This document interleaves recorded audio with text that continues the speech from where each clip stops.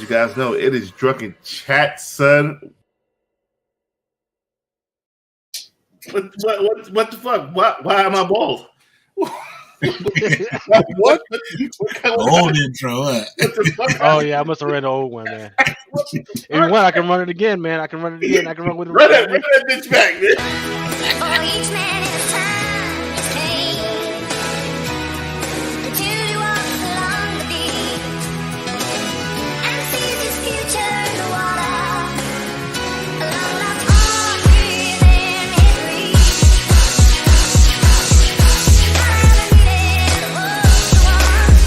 Sometimes men take matters into their own hands. You want answers? I think I'm entitled. You want answers? I want the truth. You can't handle the truth. As you guys know, it is Drunken Chat, son. Yeah, man. Yeah, man. Like it, right? Have me out here looking like an old ass tortoise and shit. Yeah, man, I got the beard now, man. I got all this. What's going on? Penis popping out of a broken condom and shit. Like uncircumcised dick and all that, man. Nah, I can't do all that, man. Come on, now. You distinctly had the intro changed for that reason, and we still use what I'm saying? And that's a boy, that pre-COVID now, man. Speaking of COVID, I am in good health this week. Again, wife tested positive. I tested negative. And I'm hanging out with her, giving her hugs and kisses, because I didn't want to go back to work this week. So I'm trying to take your 14 days, right? Yeah, I'm trying to get that test right. This didn't happen. You must have worked tussing on it. Oh, man. The wife is good, though? She's good? She good money. She good money. I tell you, the fucking my immune system said Joe Biden fucked up the economy. Man, take your ass to work. So yeah, we here, man. We're back in the building, man. Drunken Chat, son. I know Hot 10 is still going on. Support that show. Come back, watch the beginning. When you guys tomorrow morning, we guys so up and fresh. We gonna hear, but we got a lot of news. We got a lot of news, and we got a poll that I'm put up about the state of the comic market, but we'll get to that when Lucas does his stock market. You got the stock market report, bro? Oh yeah, because it's looking very dirty out there. Lord have mercy, man. Buying the dip. Hey, not yet. Yeah, I ain't buying shit. Yo, Joe, did you get your books? I know I sent them off. I sent them off last week. Let me know if you got your books, brother. They were real big thing. And if anything got damaged, let me know. I got more to fucking go. So let me know what's good. Oh man, I'm still laughing. So Wookie Fodder said that the comic market is tanking, but he loves it. Look, comic market's not tanking. It's the people who don't have money, who need to liquidate their books, who are fire selling that shit, like Lucas said they would eventually. Yeah, we told them before. See, that free money, going right out. They liquid, right? Yep. But so the difference in between now and the beginning of the pandemic is when the pandemic first hit and people were fire selling books. The first books off the fucking markets were minority female books, like your freaking Moon Girls and but they were freaking going for like stupid money, like $250. I was like, oh shit. Now those numbers are starting to, they're not going for that crazy prices. I saw like a Moon Girl pop off for like $1,000, which is still a pretty good price, man. But not all of it. It's the other ones, the ones that you should have been got rid of because of nasty speculation. But we'll go into some of that stuff later and everything, man. But Big Remo, man, how's it going, brother? Yeah, man, going good, man. Just got back from the dealership. Like I said, I've been in there for the last few hours. So You fitting to get you a Tesla so you don't have to fuck man, with the damn gas prices? That's the same thing. He's like, no, put the Tesla on the back burner for a year or two until this climate change. I went with the old reliable and got me a nice little Honda. You know what I'm saying?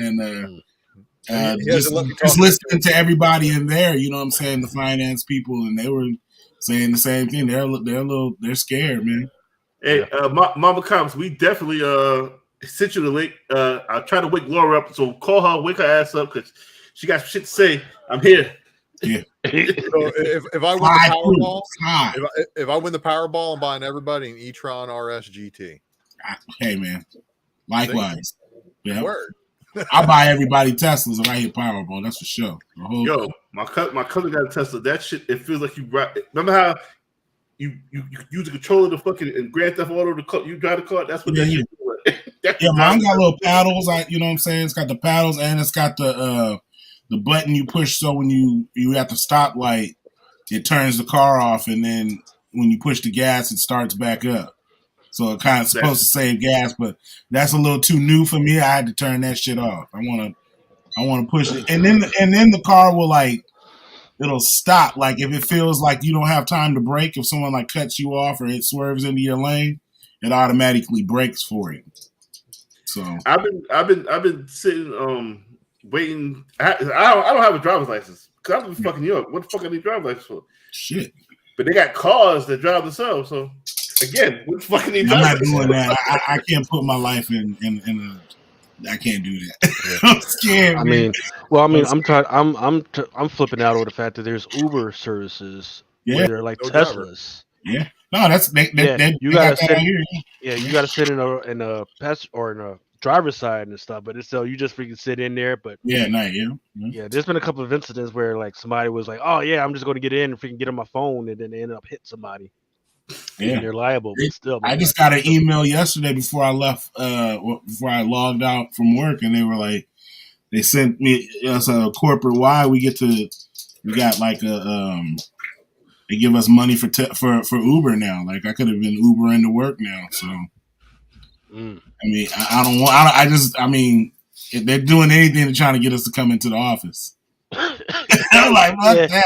You know what I mean? I think I'm gonna stay home, man. Y'all starting to get COVID and shit, man. No, stay home. I mean, look at my office, right? Like, who would want to not be here? Yeah. It's one lady said it's too dangerous to get on the train. She can't go to the office. Motherfucker's gonna ride that wheel to the top. I mean, what up, baby? Salute everybody. What's going on? Good evening, ladies. What's up with you, Sands? Yeah. Good to see y'all, man. Thanks for the invite. Yo, check this, Sands. Are you doing a sale tomorrow? Nah, not tomorrow. It's probably gonna be the next Saturday, yo. Next Saturday. What the fuck, man? I know. It's been a minute since I did a pop-up, but it's gonna be next Saturday. Not this Saturday. I tend to do them like once or twice a month now, the pop-up. So I know you can't do Sundays and Tuesdays, but we're going to be back at it hardcore for you. There's the Sundays, that's me and my wife, 90 Day Fiance, man. That's our shit, man. No, man, I ain't been up on my 90 Day Fiance, man. I ain't seen one old boy. Did they fight, old boy and his bandmate? My wife was trying to tell me, and I was like, "Damn." Yeah, I don't want to spoil a bit, yo. Sunday nights used to be all HBO for me, man. Now, The Wire, Game of Thrones. Game of Thrones killed HBO. I was just talking to my wife today, man. I was like, "Yo, remember every Sunday night we used to like have everybody just sitting down? It'd be that or The Walking Dead. Yo, Sunday nights is dead right now. That's why you gotta get your 590 fiance on, kid. Don't sleep, my dude.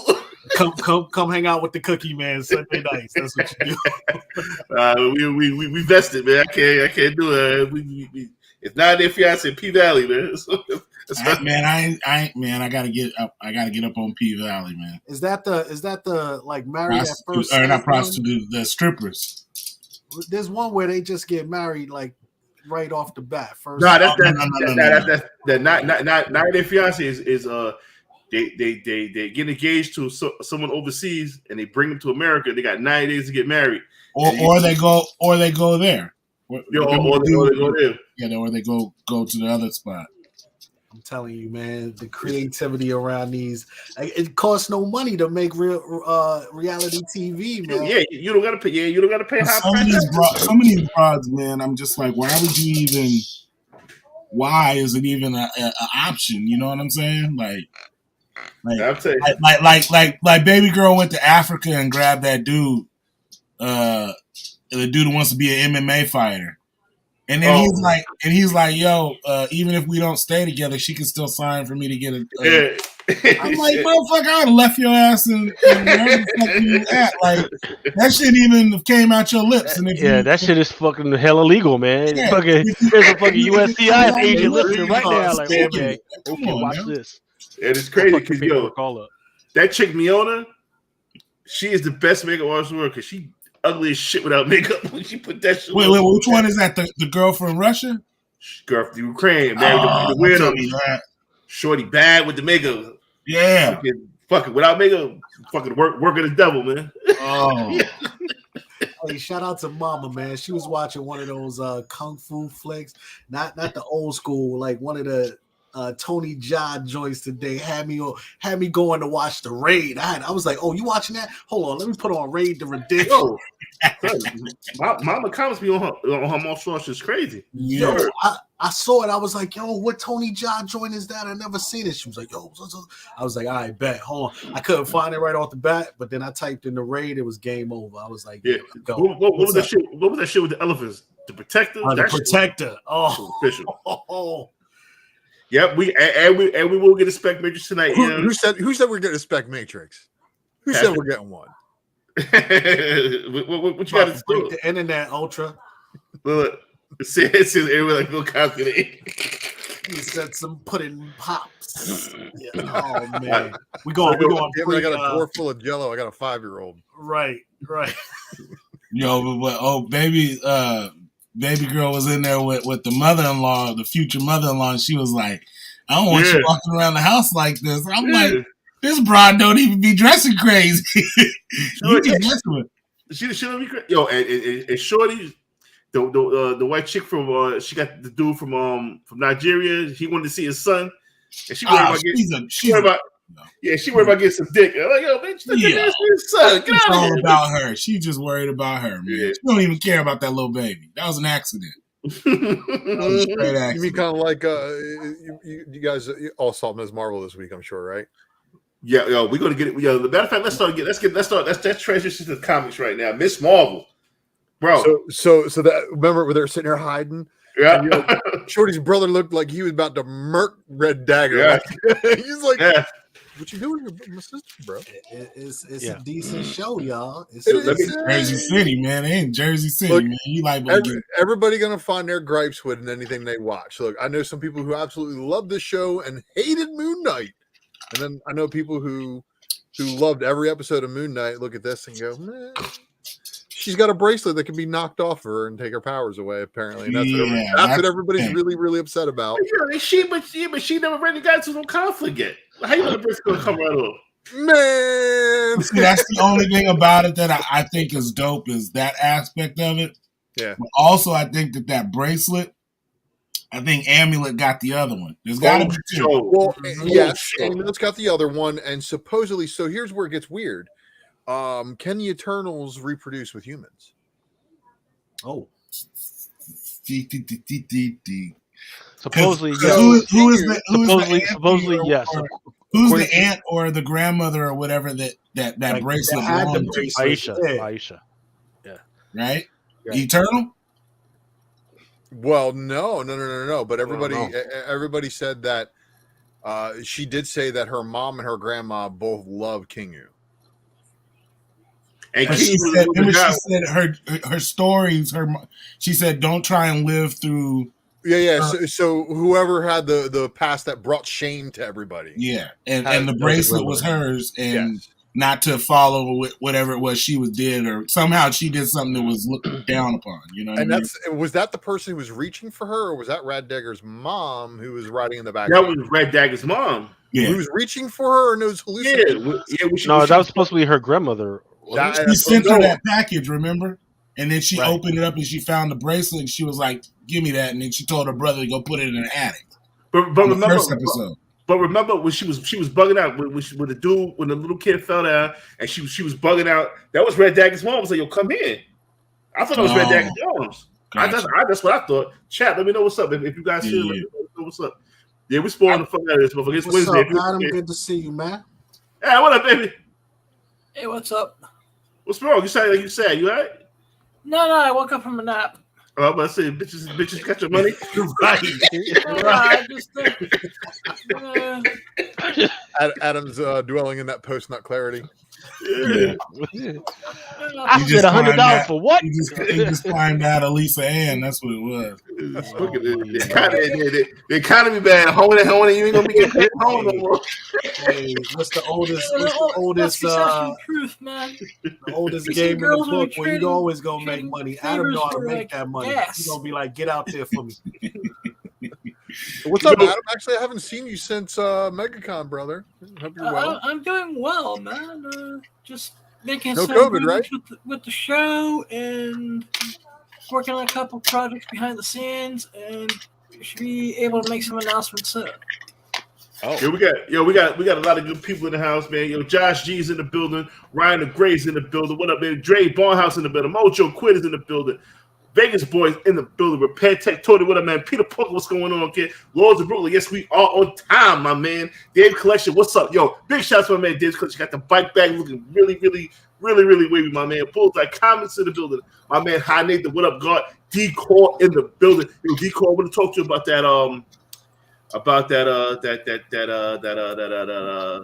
that first appearance of those toys. I forgot what it was, but you were very on point with that. Patrick Malaviano is in the building. Roman Curtis is in the building. What up, baby? Mama Comics, of course, wait for you. Wait for the my little niece to go to sleep. Hop right on. Cool comic guy. Jay Bonet. Everybody. Man in the Comic Collector. Joggy's in the building. I think we got Wiki Fodder. Eric S. Heard in the building. Uncle Roman said we part-time screenwriters for P Valley. Fetch Rakoff, greatest name in the what's the name? What up, man? 25 likes. Let's get it, man. Keep it thorough. I need that Blade book. No, I tell you, charge me them. charge the game. Yeah, charge me them new body prices, man. What up? So John Longshot 68 said, I think the bracelet was made by one of the Eternals. I agree. I think it is one of the Nega bands. I agree, which is very interesting because that's how it does still lead to there being the Captain Marvel tie-in. So that Marvel, and that Indian guy from the Eternals, does he play? Kingu. That's Kingu. That's Kingu. Yes, that's why I keep saying that one. And then so what about the dude? Remember the Eternal dude that was the Bollywood star? That's Kingu. Okay, so that ties it all together because man. So the Celestials in the comics are the creators or the people who create the Inhumans, and then apparently they also create humans, which also apparently create the X-Men. And this is what's going on over in the comics now with the Avengers, X-Men, Eternals, them correcting things. And basically, long time ago in a galaxy far, far away, a man named Ultra Maximus said that the Inhumans were one day going to be the cousins to the X-Men. And that mutant kind and humankind were basically going to be separated by Terrigen mist requirement in order to activate your powers, or internal blood, activation through puberty or stress or however mutations would manifest. So I don't know if that guy's smart or just an idiot or just lucky and the sunshine. Hi Nathan, and you as well. Ultra brought up a very good point. Eternals, the movie, also becomes relevant again. Yep. Yeah, so I haven't seen it, but now I want to see if it ties into Miss Marvel. Well, don't say that they're not doing anything with the Inhumans. Like there could be like this is why I was opening with the question. Can the Eternals breed with humans? Because if they could breed with humans, it not only does it keep with mythology on how people, from other places, came and intermingled, the fallen ones and stuff like that. Fallen angels came in and found the daughters of man to be attractive, and that's in a lot of old scriptures and stuff like that too. So that's like the wild portion of it. And if that is the case, then all of a sudden the Eternals in the MCU become the forefathers of a lot of heroes. And eventually Eternal bloodlines come into play. But that's where it starts to get like crazy, man. Yeah, and like, it look, starts to retcon then. I love the Eternals movie because I am an ancient culture buff. Like, dude, seeing the Ishtar Gate in that movie set it off for me. I was like, done. I'm instant fan. I'm gonna watch this, and because I've always been into that super cosmic side of Marvel, it's always been really cool to see how it starts in the chain from the Celestials and works its way down. And that's again what's going on in the comics now. You got the X-Men supposedly becoming deviants according to the Eternals and being a deviation from the human line and making them a deviant, therefore they're a target. So now you have the Avengers caught in the middle of it being like, yo, Eternals, what the fuck are you doing trying to kill the X-Men now? And as we all know, since the House of X-Men have resurrection and eternal life, kind of. So hold on. So what you're saying is the Eternals has sex with humans. You know what we're doing, Adam? What we doing, man? Specking out fucking. That's right. He's got it. He's got it.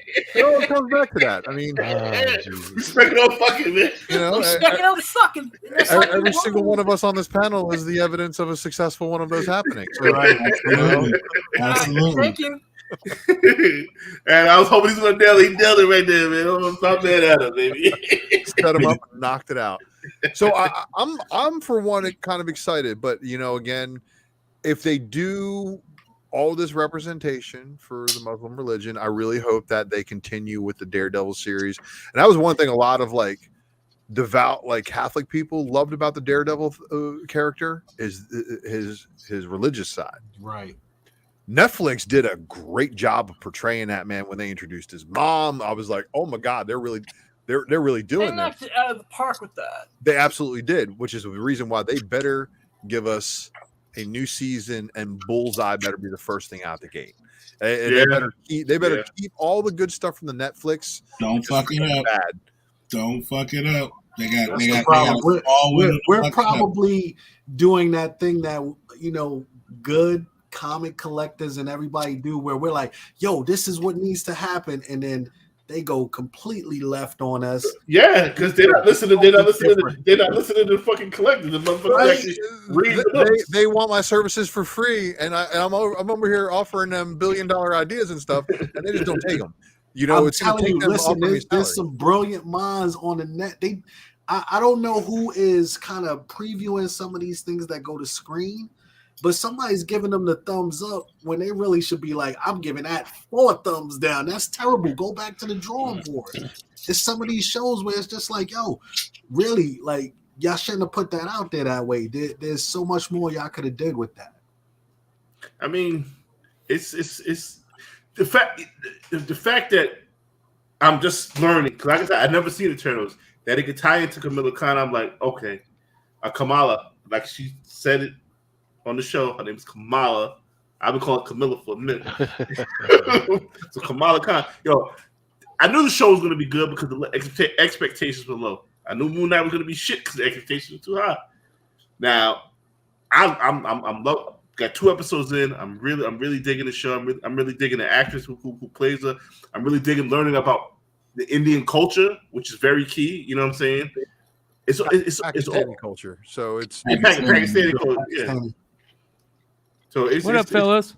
What up, McCray? What up, baby? We talking about Miss Marvel. I do want to get your thoughts on Miss Marvel right now. What do you think about the show, bro? I'm loving it, dude. I actually really enjoy it. It can have ties to the Eternals. Yeah. Oh yeah. Yeah. I think that they did a really. It's funny because we were all kind of complaining. A lot of us were complaining about it first. The change with the bands and the light and instead of the stretchy stuff. I like the change they made. And then early on, when I first started seeing like short teasers and stuff, I didn't like her acting. I thought she was going to really fail, and her acting isn't bad. It's actually pretty good. She's pretty good. Yes. It didn't go down the way. It didn't go down CW's for me, so I like that. Yeah. And see, and that's the thing. That's exactly what I want. I didn't want to happen, but I wanted it to happen. I wanted it to be a show for the age group, not for us, for once, not for us, to get new fans. But You know I think what I'm saying? it's doing that. I still No, think it's It capturing. is, but we can watch it with them. Yes. You know what I'm saying? Yes. Like we understand enough to where the gaps in it we can explain, you know? And that's what I'm digging. And like, it don't have to be for me. You know what I mean? Like, I can still enjoy it and never have to worry. Like, I'm, you know, dude, all they got to do, if they make those bands for this Halloween, you know what I mean, and Christmas or whatever. Over. It's a fucking rental. Over. It's a wrap. Yep. Dude, my daughter is already asking me to help her with her costume for Halloween. You know how many kids are gonna go nuts if they come with the Marvels and they have Miss Marvel and Captain Marvel and all that? Dude, it's gonna come right back. I mean, it's their ball to drop, man. I already see cosplay go with it. Absolutely. And it ain't gonna be all like hypersexualized. You know what I'm saying? It's gonna be cool where parents are gonna be like, cool, let them dress like that. Amen. Yeah. Yo, up to death. Let that be Bill. Bill. Yeah. And another thing we're gonna talk about in a few minutes. Well, first off, nothing ain't moving. Nothing ain't moving. Can I take that one real quick? First off, Absolutely. on 7, as you know, real speculators have already sold their books on the news breaking or on the trailer dropping before the first episode even hits. Nobody's buying this book if you're real right now. You're not. It's gonna cost you too much. You gotta wait till this season is over, 6 months down the line before that. I agree to an extent. Extent because those books are still out there and you can get them for a good price. It depends on, there's certain ones, a high ratio ones that were already out of here. They're still not out of here. There you go, Ultra. Price, you know, That's a good one. Woman in Power one, the Stephanie Hans blowing bubblegum one. Yeah. The Melina number 2 is still quite possibly, I think, the champion of Ms. Marvel covers. Is that the one with the ID card? No, that's the one on the roof. On the roof, blowing the bubble. Bubble. Blowing The one where bubble she's got the ID card. Is that the champions? That's the champions number 1, Alex Ross, 1-100, where she's lighting that one on fire. That's That's one pretty that's good really too, good you know? too. When she's sitting on the lamp pole, that's one that's still affordable. Yeah. And they got a dope second print of that. But as far as the high ratio ones, the one like where she's that, in the that 1 in 50 on the rooftop, man. Years ago, like Impressive defects. Yo, hold on for Clay. Hold on. That's going to be for There's that sale one, on too. my Whatnot sale on Sunday, along with those first ones I showed. Hold on. Now, bro, that's fire. Got nothing to do with the show. How about this that's a one? fire cover. Statistically, right? This is also for sale on Sunday, my Sunday. Yep, JTC. Nice. That's a good one right there. Yeah. So she's got some good variant covers, but she's still a very young character when you think about it. The one with the alarm clock, though. That's the one I was gonna say. The one with the alarm. That's the one. That's the one. The alarm clock and the one with like I said, the champions, the 1 in 100, that one, and the outlawed. That'll be there on Sunday too. What's that, 1 in 100? Yeah. Yep. I got one going tomorrow. And how about hey Mel, real quick? Yes, sir. How about these on Sunday? Oh, no way. We got some. So they're culturally trying to bring those back. There's Xena Warrior Princess photo variants. Yeah, there's a knockoff of Xena. It's called Belit and Valeria. Yeah, not a knockoff. Come on, man. But where Xena won't put that out there on the covers, their Belit is all about putting it in there. The covers aren't bad at all. This will be given away. If you buy 5 books or more from me on Sunday, you'll be entered to win this guy. Sunday at 3 p.m. Eastern is when the sale starts. We'll be going for like 3 or 4 hours, but anybody that buys 5 or more books will get in the running to win this. Beautiful. Nice. This is such a great cover. That Ricardo Federici, man. Ooh, so good, dude. He's still doing so well with all of his covers, man. He's just not getting enough recognition right now. Yo, but remember there was a Batman Who Laughs one. Yeah. Is that the one with the dinosaur? Or was it that one that he just 1 in held up? 25 for this one, right? It's the same cover, same type cover, but it's Batman Who Laughs. It's insane. Federici knocked out the fucking park with that one. I'll have to take a look at that one. But You guys know about this? I've talked about this before, but I don't know if many people know about it. This will be available for sale too. It's the only one I have in 9.8. First Scotty Young. Very first Scotty Young Marvel baby cover right here. Yep. Oh, that's crazy. You made me buy that, and I have it, and I don't know where to. Yeah. This is the first Marvel baby variant, but he did Marvel baby covers. They were A covers for the X-Men series. What year was that? Did. What year was that? This right here was December 2012. Okay. Yeah. So this is the one right here. Amulet. I'm telling you, I totally agree with you, brother. I got you, brother. I got you covered. I totally agree with you. Amulet is it should be playing a big part in the series. And it ties in later on down the road with Miles. Yeah, he crossed over to Miles, yeah. And that should be interesting. What are the chances? So I think he has the other. If you notice, he has the powers that she has currently. So he's got to have the other bracelet. Got to. What you said? What you said, Lucas? What are the chances that we've already seen Amulet in the second episode? Because there's that whole mosque masjid scene. Yeah. And there's a whole bunch of dudes there, so I'm going to have to take a look back and see if there's any other young men that are out there hanging out. I'm going to say 0 because I don't think Marvel's that smart. I don't think the MCU. And this is the. I don't know, man. They had Easter eggs for Wonder Man and freaking WandaVision. So this is the A cover or the first print. Okay. Nice. I'm telling you, Amulet, yeah. Stock up on them, man. I mean, they're not out of here, but they're not like they're like $20, $25 book. Price of the Amulet brick went up. Yeah. Miss Marvel, we all agree it's great. I haven't seen Kenobi. Not the last 2 episodes I haven't seen. Yeah, I haven't seen them either. I haven't seen the last episode. Awesome sauce. Look at breathe heavy. Because I'm trying to think of what I can talk about without. I think it's one of those experiences. Just let everybody freaking watch and everything. Just nothing new, speculative, or anything on that. But it is one of those sit around and watch, and it's pretty good. It's pretty good. So. It's okay. So up and down said it sucks. Episode 3 and 4, fire. Episode 5, I'm like, oh, there was 5 already. How the fuck I missed 5? Mel or Lucas, can you guys click on my little thing in the chat and throw me a wrench so I can put links in? Hey. So just right click on or hit the little 3 dots and then hit add as moderator. All I have is put user in timeout and put on user. You have to do it on the YouTube page. Or on the YouTube page. Yeah, I got like where the chat is when you're watching the video live. I'm wrenched up, but if you put it in the private chat, I can always post it. Yeah, put it up there. Put it up there. Here's man, Dre. That was a smart man.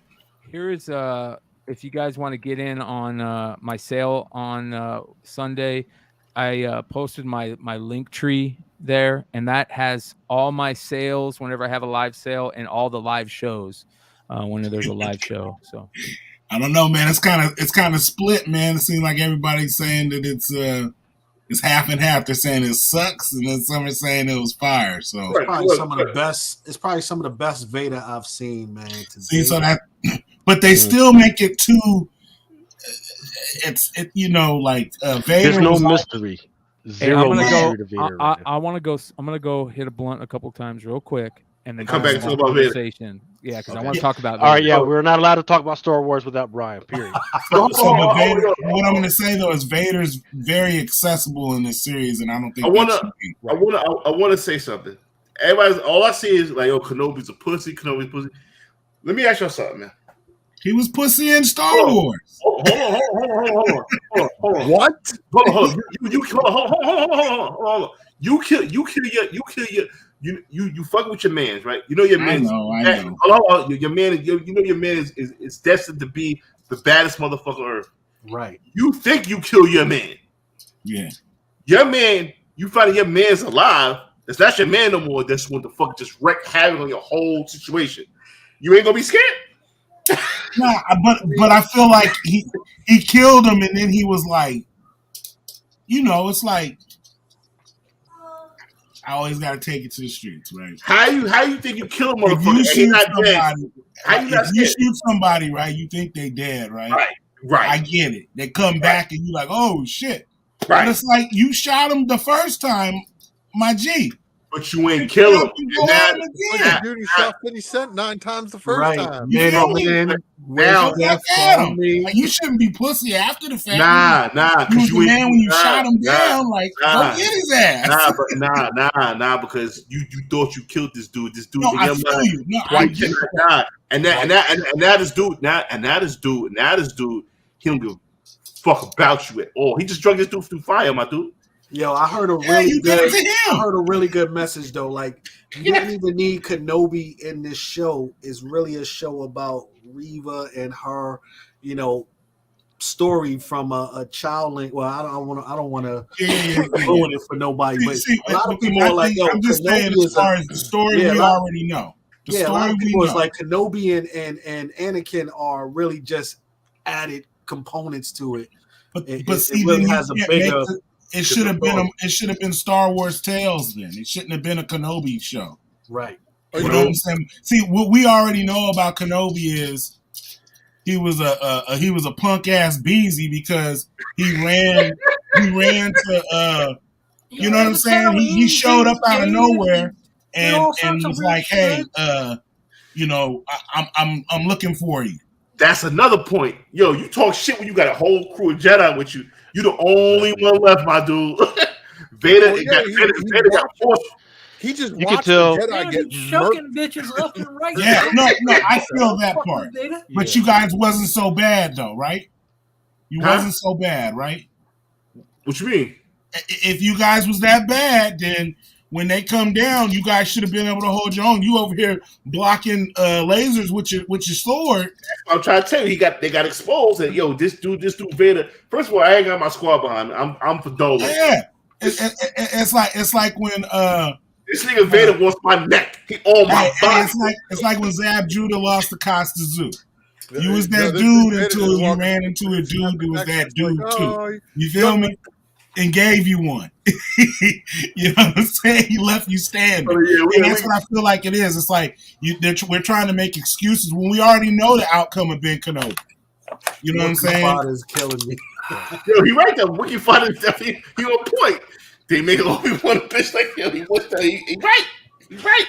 But I mean, that is worse than Boba, but Kenobi's a good show so far. Boba, son, you expect Boba at 57 years old to do the same shit he was doing at 26? Just be a badass a little bit, though. Man, you got to pass that torch. That torch had to get passed, man. They did it right. That torch. That's what I mean. Like, these shows have been like watered down the characters. Like, they're not making them who they are to the lore. You know what I mean? They're kind of making no, because these are Disney now, or is that going to happen to like all of the Defenders? Yes, because they're giving all these characters more depth. When we watch Star Wars, Wars, that is 40 different characters coming together in a war. Right now, they're pulling these characters back and say, "Hey, because we all day we can like, hey, Soldier X and Sergeant X and General X should have did that." But guess what? That was not their main objective. Obi-Wan's main objective was to make sure that the girl was safe and that the boy was safe. That's all he had to do. That's all he had to do. I mean, and as a priest who had just saw his whole freaking crew get murked. Whole crew. We're talking about even the little kids. Baby niggas. Yeah, baby. Everybody got murked. And your main objective is to make sure that the one who's supposed to bring the equality to the Force is safe. You think he's just going to come out? No. His main objective is to back up because he may not survive that fight. But hold on. First of all, we're gonna take it back to Boba, and I said this on Near Nirvana. We were supposed to wait for Brian. We gone. Yeah, right. hey, I gotta address Rudy though. Rudy, punk ass bees. That's Bay Area slang for a punk ass bitch. And that's made popular by the late great Mac Dre. a bitch was a beezy. Only Too Short could call a broad a bitch, so everybody else calls him a beezy. You feel me? So carry on. I can't take credit for that. First of all, when Leia's father hit me up, you know what I'm saying? Like, yo, my daughter got taken. My first thing is like, yo, son, call Boba Fett. He's 20 years old, making his name in the galaxy. No, because you got to remember, in the Star Wars and Bounty Hunters thing right now, Boba Fett's main objective is to go freaking looking for like Han Solo, and then they're like look, and then and like the time that this is happening, he's supposed to be helping. Well, I don't know. Actually, is he even alive? It's the War of the Bounty Hunters or whatever. Yeah, it's that war. He's on some other shit, man. Where he's he's floating with the other bounty hunters, looking for the dude that's been hiding. Call IG88. Call IG. Call Boss. I'm not going out there. I'm not going outside. So remember, Boba Fett meets Luke first. He's watching over Luke. Luke Star Wars. But that's what my thing is like. This is before Star Wars, so you like remember when you in the first episode you saw Luke was a baby, and you saw. You feel me? So then he shows up. He's 10, and then he shows up later in Star Wars when he's like 18, 19, and then tells him, okay, now you can come with me because after his parents get killed by the Vader, the Sand People or whatever. So my thing is like he always was hiding in the shadows, right? So my thing is when he decided to sacrifice himself so he could get killed in front of Luke to get him pumped up, it was like, bro, you was a hoe in the first place. You didn't even deserve to be walking the streets anyway. You had already lost your card 30 years prior. I mean, he took down Maul though after. Maul was like on his level. You feel me? Like Maul. I think Maul is a beast. I think he's better. He is, but he ain't Darth Vader. It's true. It's true. All right, so hold on. I mean, hold on. Let me rephrase. I don't know. Yeah, one more sentence because we're supposed to hold on for Brian. Yeah. Take too long, man. But I want to see a story on Disney Plus about Darth Vader. But I don't want him to be no Puss in Boots. You feel me? Well, if we do get another story on Disney Plus about Darth Vader, it's going to be the Dr. Aphra era. Exactly. It'll probably be him and Thrawn doing stuff too. Yeah, possibly as far as that setup. So if I am not mistaken, in this timeline, McClay is. We have not seen the return of Darth Maul yet because that takes place in Rebels. It does take place in Rebels. A lot of people are hoping we're going to see Darth Maul in this, but I doubt it. No, we shouldn't see Darth Maul in this. But if we do see anything Darth Maul related, we probably might see some flashbacks. See, I'm just trying to get this place in the timeline here because there's a lot of people that flashbacks. Yes. There were some big mad people after episode 2, remember?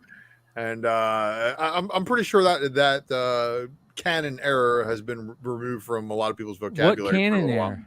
What canon error? Well, there was a death that wasn't a death, and apparently you can get stabbed to shit with a lightsaber. Oh, yeah. Everybody gets stabbed in the stomach and live, apparently. But apparently it happens to fucking everybody. Even little kids get sliced in the stomach. It's like you still come back. So you got to remember what a lightsaber is. A lightsaber if it goes slow, it cauterizes the whole way. Exactly. So it's a heat source that if think about how they use lasers in surgery now, right? They freaking go in and they freaking cut. So nobody's paralyzed after they get impaled by a laser? Well, what's her name's not going to die? Right. No, as long as they don't impale like a vital organ, you're good. And if you remember, that's your spine. If you remember,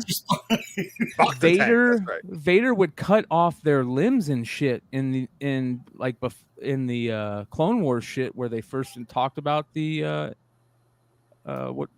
sorry, I'm stoned. I know what you're talking about. Yeah, when they're trying to get the Jedi's. What are they called? The Inquisitors. Whatever that the Inquisitors. So Vader would torture their asses. He'd chop their arms off, and they would get mechanical arms. He tortured them and did crazy he force shit. choked the shit out of her a couple of times. Can I tell? I got to tell you guys something. So, I was so stoked the last couple episodes, not because they're great episodes or decent episodes, but because of the Vader shit, dude. The Vader shit is so fucking cool. It is the coolest They took thing. Vader Absolutely. where I needed to be. But That's what I'm saying. Don't mess it up, man. Like, but Clay, you was here. We broke down a lot of weird. Like we took it to the streets. yeah, you fucking up James Earl Jones though. Like, you know what I mean? Let him live. Like, you gotta be hard as shit. Like Darth Vader to me is like that dude. Like, you know what I mean? Like, he's the man in black. Like, you don't wanna fuck with him. Like, don't make him soft, dude. Like, I don't think Vader's always back. I think Vader. I think they did some stupid stuff. Episode 5 with Reva. I didn't see it yet. With Reva. I didn't see it yet. He just toyed with her, man. I actually thought Vader was being like just like fucking with her the whole way. Like, I could. He literally could just snap her neck if he really wanted to be rid of her. Yeah, and he's just true. Show me what that you got. That tank though, bring everybody back. That's he true. would have beheaded Reva if you didn't know about the plot point that he was using her to do his bidding. Right. When she quit doing his because bidding, he had the other Inquisitor back already, so he knew what she did. Yeah. Here's the thing, though.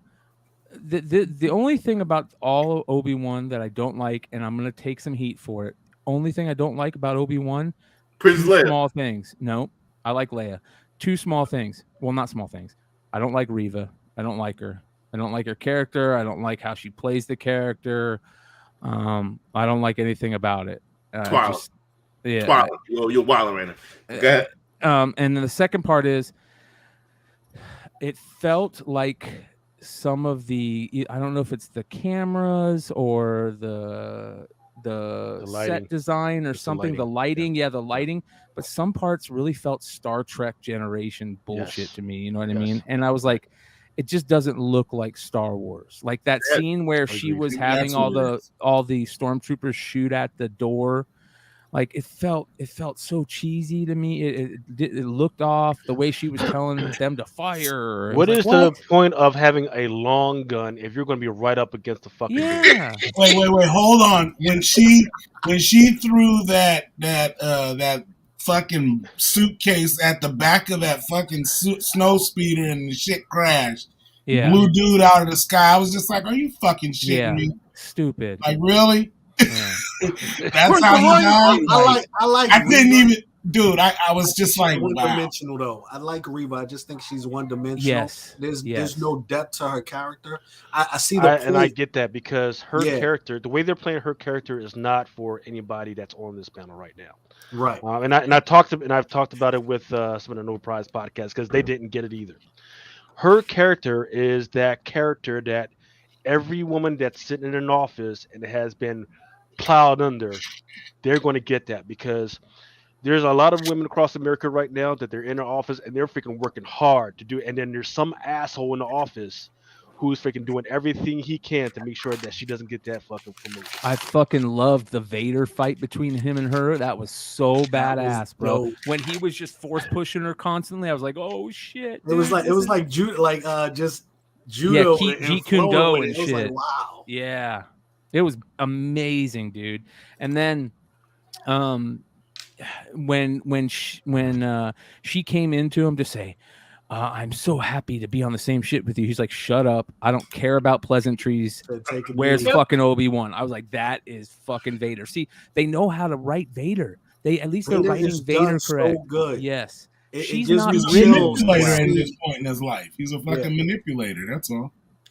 And the flashback was really great in the episode too, like because it just kind of set the whole tone for what you needed to.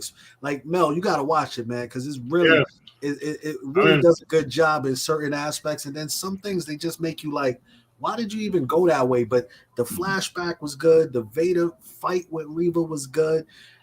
It was like, but how did you stop one ship and not stop the other ship? I'm Well, like, I don't want. I don't want to be spoiled, but I'm drunk enough. I'll forget about it tomorrow morning. right. It's like you literally did the craziness with your power and stopped the ship. And it's like, oh, I'm gonna let that one go. Hold up! Don't do what? The fuck is he talking about? The last episode when that dude when Ice Cube's son sent them to go with Obi-Wan to. Well, he's in the episode. Yeah. Oh man, y'all fucking it up for me now. So Vader spares Obi-Wan because he's not a threat. Don't forget, according to the comics, Anakin does not know where his wife was buried yet. So that might be another reason why he may be keeping him alive. Just saying. You don't even know he got kids, right? Right. Yep. And the one person that might know all that. Yeah, the one he don't know that that's his daughter that she had kidnapped. Reva knows. Oh yeah, right. I mean, that's the thing. Like, who the She fuck knows told now. Who the fuck told Darth Vader that's Luke? I am the father. Who told you that? It was in a comic book where he found out the name him. was Skywalker, and he was like, "That's my son." Like that's, and that's why a lot of people are trying to say they hope they don't like change that whole setup that happened. And I think it was Vader 6, one of the issues where he was like, Boba Fett comes to him and Vader's like, "Do you have anything of substance for me?" He's like, "I have a name, Skywalker." And Vader just keeps his back turned, and that's like it's how they close. Smashes the glass and everything. Yeah, it's crazy. So that out the glass into space, like what Ultra just referenced, the fact that Vader just got this huge fucking news that's super emotional to him, and he just kept his back turned. That's to me why they wrote Reva so wrong, dude. She's too emotional. When she gets mad, it's cheesy. It doesn't feel like Sith Star Wars. It's very cheesy. She ain't no Sith though. What are you talking about? She's a Sith Inquisitor, bro. Yeah, she had to turn to the dark side. Yeah. That's why she got the red saber. She got the red saber. She might not. She's dark side all the way, My you bad. know. My bad. My bad. Well, half of that one now. I gotta watch this shit tomorrow, man. Yeah, dude, I'm telling you, Mel, watch it and just I'm not coming at her any type of, you know me, like, listen, you guys, like, I'm not coming at any weird way, no racial way, no nothing. No. I don't have to explain that to you guys. I'm explaining to the listeners. Yeah. I'm a legit Star Wars fan that doesn't like how the character is being played and how the character was written and the direction of it. It feels off. It doesn't feel like Star Wars. She's on a blood. Right. What do we think of the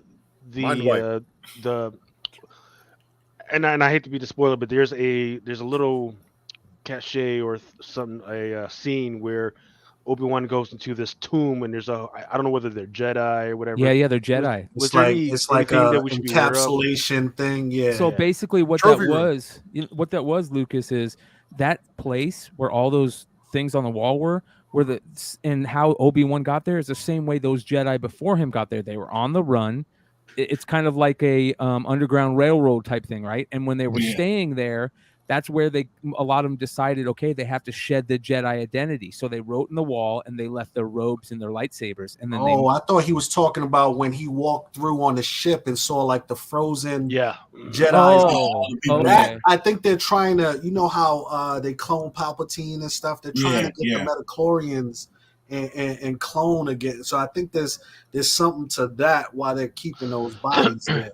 Right. Yeah, but also, Brian, you know, you brought up a good point about the whole Underground Railroad.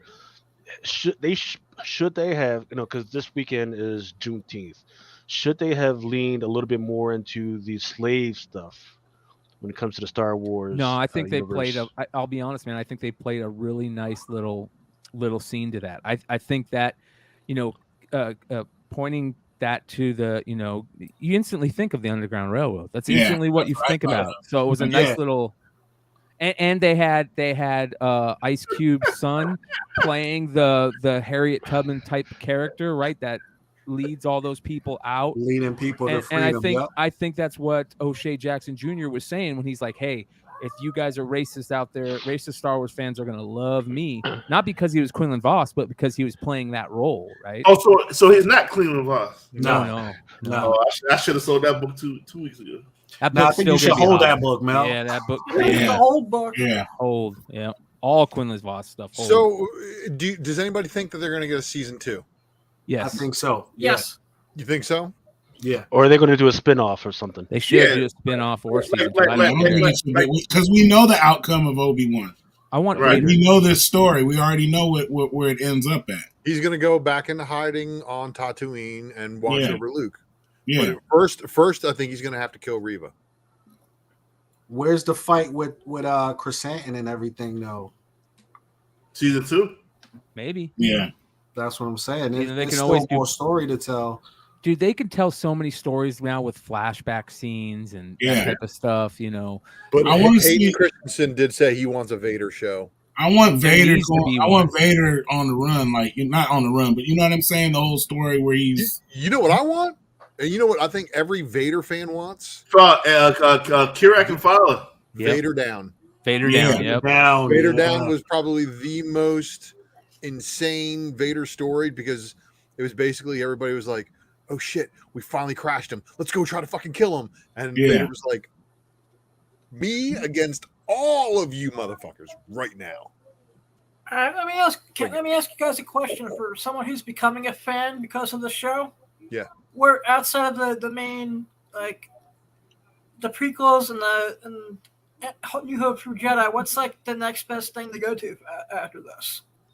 Well, obviously it would have to be a High Republic because they can, and I think Taika Waititi's project said he's going to leave behind all of the already established characters. So You that can means- look at Heir to the Empire as well. yeah, With Mira and all of Luke's kind of stuff as well. That could be a good way to go. I think they're far away from Luke, man. I don't think that they're going to deal with Luke. I really no, don't. I think they're going to skip over it. They're probably Yeah. going to go right to Thrawn and do all Yeah. the. that's what I'm saying. That would be Heir too, right? Let me Yes. ask you a question, McClay. How does Thrawn and Vader get along? Like How does who? Thrawn and Vader. Vader, like They like don't. I figured that. Yeah. Yeah, they two alphas. Like, Yeah. yo, fuck you blue face motherfucker. Like I'm Vader. Like, kiss Yeah. my ass. Vader Right. don't get along with anybody, man. I'm trying to tell you, Thrawn don't like to get along with anybody either. Yeah. You remember the whole Vader and Shizor thing in Shadows of the Empire? Him and Mhm. Shizor immediately hated each other. You know, they But Thrawn don't play though. Thrawn like fuck you too. Like kiss something I, like that. I think Thrawn's gonna be on that Punisher type thing, right? The hero that's the evil hero type dude, you know? Like an anti-hero. Yeah, an anti-hero, yeah. Yeah. But But then, Star Wars does need to go down that assassin pathway because you got Ochi, you got Asajj Ventress. There's so much assassin story that you can go with. So Man, what- they give us really bounty good. hunters. If we get Quinlan Vos, we will get Asajj. but was Ventress, was she an inquisitor or she was just some She wild- was a bounty hunter. They call her they call him like a not Sith because she was never part of the rule of two, but they are Sith. You know what I mean? I think like gray, like they have gray Gray Jedi. Jedi. They have like the same thing with Sith. But she decided when she left. You remember the Sith stuff during Clone Wars after the whole shit with what was her teacher, the dude that went bad in episode 2, Cannabis again. who Christopher Lee. Dooku. Dooku. Yeah. Dooku, Yeah. Sith acolyte. Thank you, T. Jones. Yeah. I remember that. But and she went to be a bounty hunter. If you remember, she was kind of doing bounty hunter shit. She still had the two blades, and that's when I think isn't that when all the Quinlan Vos shit happened? Because you remember Quinlan Vos kind of went to the dark side. He became Darth Amada, or I can't remember. He became a dark side Jedi, And then he came back over. Yep. So Yo, there's give a me- lot of really cool dark side Jedi stuff. Give me Dirge because Dirge hates Mandalorians and if you fuck with any kind of Mandalorian, give me he Well, in that. you heard about they canceled a story, and they recently talked about Mandalorian 3's going to Mandalore. Mm-hmm.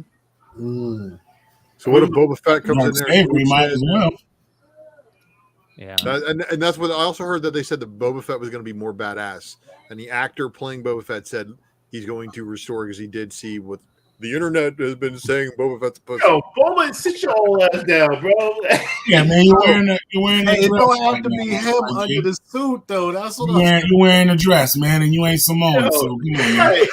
Right. Yo, when he take the helmet off, he could be old school. Sit your ass in that tub and just shut the fuck up, man. They all took their helmet off so far. Yeah. You know what I'm saying? And that's just it. Like Sabine Wren, she's going to take her helmet off. I mean, Bo-Katan already said they don't deal with that whole helmet on old breed type of thing. But Din Djarin, our wonderful Mandalorian. Yeah, he's over here trying to be Malcolm X. This is the way. But he took his helmet off for Grogu. Yeah, and then old girl sent him on his way, was like, man, you got to go and atone. Mm-hmm. Now, why are you listening to her out of everybody? It's like, bitch, you in hiding. How you gonna tell me how to be right? You know what I'm saying? Like, Mandalore, like, come on, bro. Like, you gonna listen to her? You don't even know who she is. Heavy. Yeah, come on, bitch, man. Make my armor, bitch. I got this shit here for you. Make this helmet. Make this little you know what I'm saying? Make my bulletproof vest and shut the fuck up. Like, I don't even you look at what's a gas. Hey, every time he brought the Beskar in, he let her keep the rest, right? Yeah, shut the fuck up. Shut up. Like, you know what I'm saying? Make my still shut up. Like there's make this dude his little chainmail and shut up. It's like, hey, there's fucking 3 of us. That's it. There ain't no more of us. Like, having us fight, the way. Like, you know what I'm saying? This is the way, bitch. There's 3 of us. I am the way. I'm getting busy in the galaxy fight. You here making fucking armor? Shut the fuck up. Yeah, in the cut. And you in the cuts making armor. Like, you ain't even on Front Street. Like, and make my little man his shit. And the dude takes you pussy, because I kicked his ass. Shut the fuck up, man. Get this make this Beskar chainmail and shut up. How you gonna tell me you ain't been to church in how long? You can't even go to Mandalore, and you over here telling me what I gotta do. Which I just left there. My mom and dad is still in this motherfucker. I visit them every Christmas. What you talking about? You're wild one. Your ass sitting in the corner with a helmet on, fucking welded. Get out of here. Making Cuban links. Shut up. It's crazy because they're like, all of them will go to her, and I bet you she probably somebody completely ain't even a Mandalorian. You know what I'm saying? Like, get out of here. That's a good question, man. Like, why are they listening? They need to give us some more background on that. Like, why I don't know who she is. I mean, can't you just solve it by wearing a helmet underneath your helmet so you can take the top helmet off and be like, boom, helmet. See? So Remo got me crying. Right? No, tight though, because I keep watching and I'm like, you know, I go back. Like, that's like, you know what I'm saying? I love it. You know what I'm saying? I'm not like the person that knows like it, you know, like the Bible, but it's like you're messing up the story. It's like, you know what I'm saying? Like you're retconning the retcon. Like, you know what I'm this saying? Is something. Like, yeah. I mean, this is something we've been complaining about, right? We appreciate that they're trying to put some type of diversity into the freaking Star Wars universe, but that's not even it. I'm talking about how they did the prequels. Like, the prequels were like they completely did. It's like they took everything apart. Always, you're putting the cart before the horse, right? Well, we already got the cart. You know what I'm saying? The horse is ugly. I don't even want the horse. You feel me? I'll keep this cart. Like, I'm looking at the cart. You made everything like that I knew terrible. Like, this man is prequels were bad, bad. Remo on the pulpit preaching right now. I'm just saying, like, it never makes me want to go back. I could watch Star Wars. I never knew Remo felt so passionately about Star Wars. God damn. I can even watch them when they're on TNT, when they're edited and all that. You feel me? But those prequels, man, terrible. Only thing I like about the prequels is watching them on shrooms. The first one when they're doing the race, Just listening to Iron Man by Ghostface Killer. You feel me? Listening to that and watching them race, bro, on shrooms. That was the best thing about it. Get out of here with that. I'm over that. Bro, yo, are you drinking? What the fuck is you drinking? I ain't drinking that, man. I'm off this Is this Demonized Remo? This Starbucks refresher, man. I told you I just came from the car dealership, man. He traumatized him at the car dealership. That's what I'm saying. He taking all the egg. He taking all the egg out of the motherfucking Galaxy 4. No, I'm saying though, because like Darth Vader, Boba Fett, like these was all the dudes. You feel me? And you're making them soft. Like, don't make them soft on my watch. Like, wait till I'm gone and make them soft. The stuff after too. The stuff after. Go to my kids. My daughter's like, I don't want to watch this. This is whack. It's like, what? The stuff with Kylo and Rey. Yeah, terrible. Right? Because they told you she was somebody, and then they changed directors. Man, I like how they then put it as Palpatine. Yeah, man. One minute you had Darth Vader who was willing to kill his son.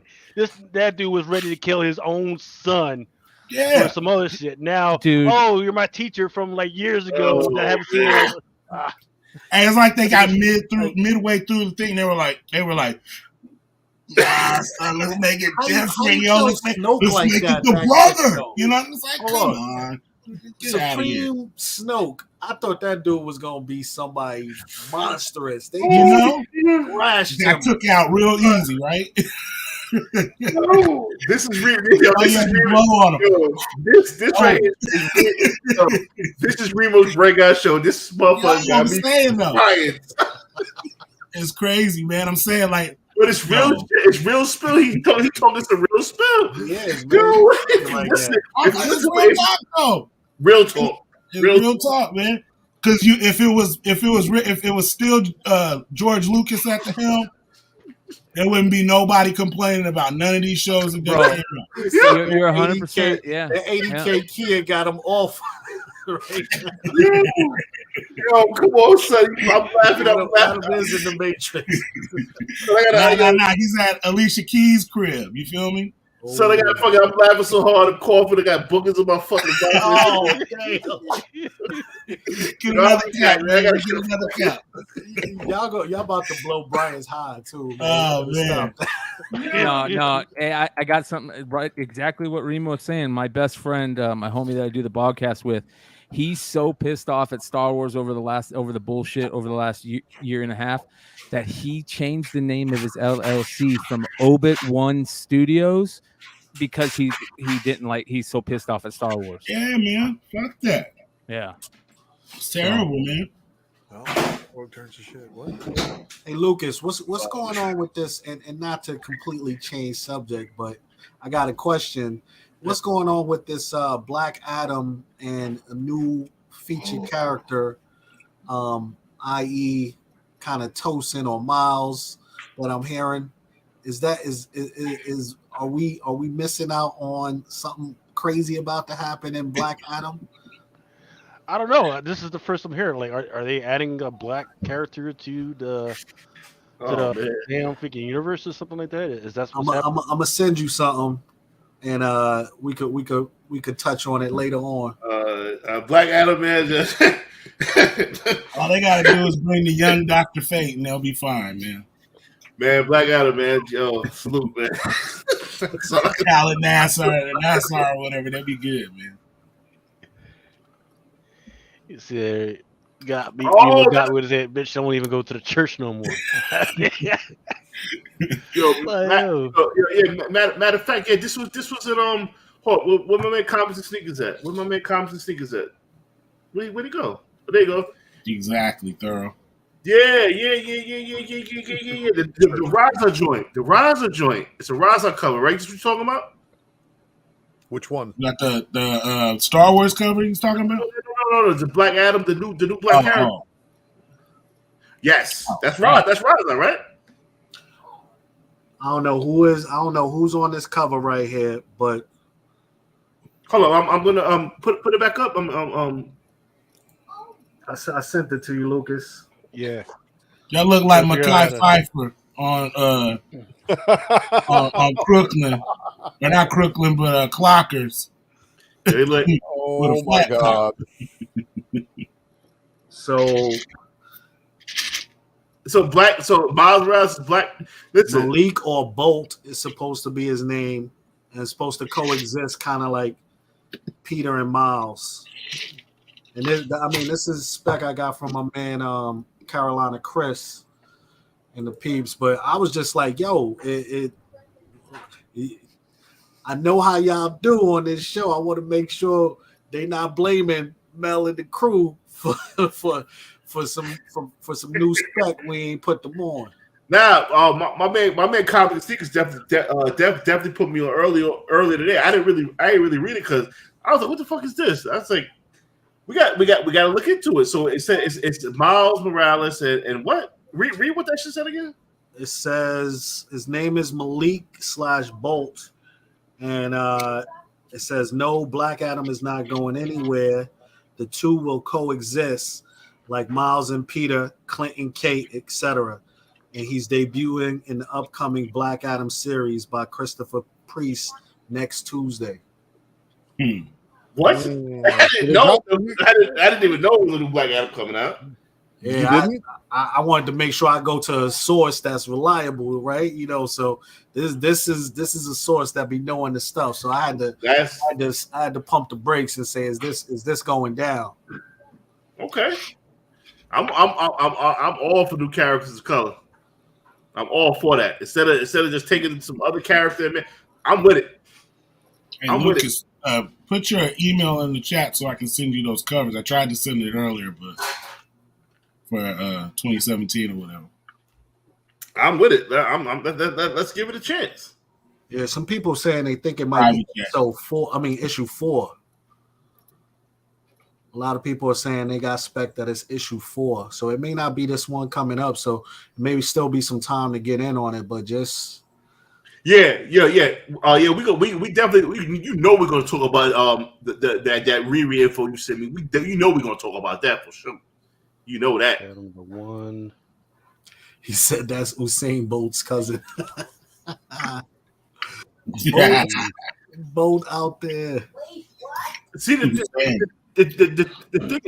is this. Oh, okay, gotcha. The thing is this. Yeah. I don't know any, and this is like a smooth brother. I don't know any smooth brother wearing a cape unless he hanging out with Blind Adam and shit, being pimps and shit. Damn right. I teach the ways of the pimp like the Sith. He's on the 1 in Dark 50 side, of number 2 Sandoval cover. He's on the 1 in 50 number 2. FOC is for that cover that you just showed is August 28th. Let me pull this up. Shit, that's a ways away. Yeah, you don't store variants. They're gonna hear this and gonna store variants. Motherfucker look kind of frail too, man. Got to put some weight on. Yeah, he looking kind of slim. Hey, he looks like he's. Hey, he look like man. Jungle. He look like Nas's brother, Jungle. Yeah, but if you consider that, the Billy and the rest of they're like adopted or like foster kids, man, and maybe his parents freaking adopted like a Somalian or something like that. That would fit. That would explain his hunger. Oh, yeah, that's why he's so skinny, man. Yeah, see his ribs and shit. Stick to your ribs. He got the old '80s box haircut like Kid and Play and shit. Nah, that shit coming back. That shit coming back. Yeah, that's the special ed right there. Stranger Things latest season definitely brought that haircut back. Yeah, that's the Raheem from Juice. Yeah. We ain't never get monetized by the. Nope, too late. But the cover is dope. I heard the artwork on that is fire. Oh, hey, just a reminder to everybody, freaking if you do want to freaking support us, make sure you do at some point just go over to the Comic Crusaders and subscribe to the Comic Crusaders and go over there and like. Even if you don't want to freaking do the super chat, go over there and do that, and then that definitely helps out. Shout out to everybody that's going down to Dallas Fair Expo Bolo. I wish I could be there. My mother, NYCC, it is on and popping, my guy. I'm there. I already got my tickets for NYCC. Let's go. I'm telling you, and a lot of those Fan Expo variants, they moving. They moving Yo, units. the Batman is back there at Dallas again. That 423 folio I Told you. Yeah, Reba, already. It's back again. Reba, where that? Yo, Hey, so What's really funny is that I do remember walking into the first day of the con with Mel and Ninth and a whole bunch of other people. Looked at that book and then saw the number that they were limited to, and I said, "Nah." And Who I was saying ignored they it. were limited, Ultra? They were supposedly limited to 1,500. Were they saying limited at the show? It was a number. It was a number on the thing on the poster, and that's where it said limited at. Like because there's more than 3,000 copies of those. It was just probably limited to 1,500 for that show. There's going to be 1,500 at Dallas. There's going to be 1,500 at Calgary. Yeah, and maybe another 1,500 someplace else. C2E2 coming up. Well, one per person today is pretty cool. Yeah, don't pay for more than $50 for that book. That's for sure. 1,500 in Harlem, 1,500 in Queens. Right. So, but Mel, now I do feel bad that I didn't pick up a copy for myself, and I talked you out of picking up a copy there too. But I saw another variant just like that looked very similar. That was kind of like what do they call those? The shattered glass type of things. Mm-hmm. But that was wild. And I could have sworn that was the same book. So that's where it got confused. I didn't think it was McFarlane at first. Hey, but Lucas, let me ask you. Yep. That Batman's vs. Vampires is the same cover. Is that a McFarlane cover, or is that just the Killers? It's an homage to McFarlane. Yeah, You know that's like almost like a $10 book now, right? Is it? Check it out. See what we're talking about. We're talking about the Vampire DC Killers. Talking about the 125 Panelina or the game. The cover B, the one I got, the one I ordered from you. The homage to Batman 423. What's that going for now, Mel? Hold up, Lucas like, what the fuck did I get Mel's order? You got the Mel? Did I get Mel's order face? Hey, no, I mean freaking. I ordered everything I could, man. But you know what cover I'm talking about, right? Batman versus Killers. DC Killers versus Vampires. Some DC Vampires. Yeah, it's DC versus Vampires. DC versus Vampires. There's a cover B. Yeah, the 423. There's number 7 was by Francesca Mattina. Oh, yeah. I got you. DC versus Vampires. What did they sell it? Right. What are they selling for? I see. So retail is $4.99. Right. So if you're saying that it's $10, hey, because I think I'm not sure if I was talked about this last week. It was that what I saw is that on eBay prices there was a lot of copies, a lot of copies moving through. I was like, man, that's crazy, man, for homage, man. Just like. Is it just because it's a homage? Mm-hmm. That's the only reason why it's moving, though. Mm-hmm. I think so. No, $4.99 book. But the let's see. So going back to whatever the dude's name is, this is Black Adam number 2, the cover B, Rafa. There's this little black kid right there in the middle. I'm not counting that shit, man. And the FOC is it counts. That's going to be the first cover appearance, Mel. It's kind of like the first appearance of Jaime Reyes versus the first appearance of Jaime as Blue Beetle. And there is a 1/25 that looks shitty. Okay. I mean, it is what it is. If that first code is that first code, I don't gotta like it. You know what I mean? I don't gotta like it for it to be the first code, but well, I mean that's just. I mean that would be his first cover as just a normal being. The first cover as like a superhero would be that number 4. And that number 4. Supposed to go look at the 150. Yeah, look at the 150. Double O's right. What for Black and Adam? You said for number 2 or number 4? I think number 2 you're talking about.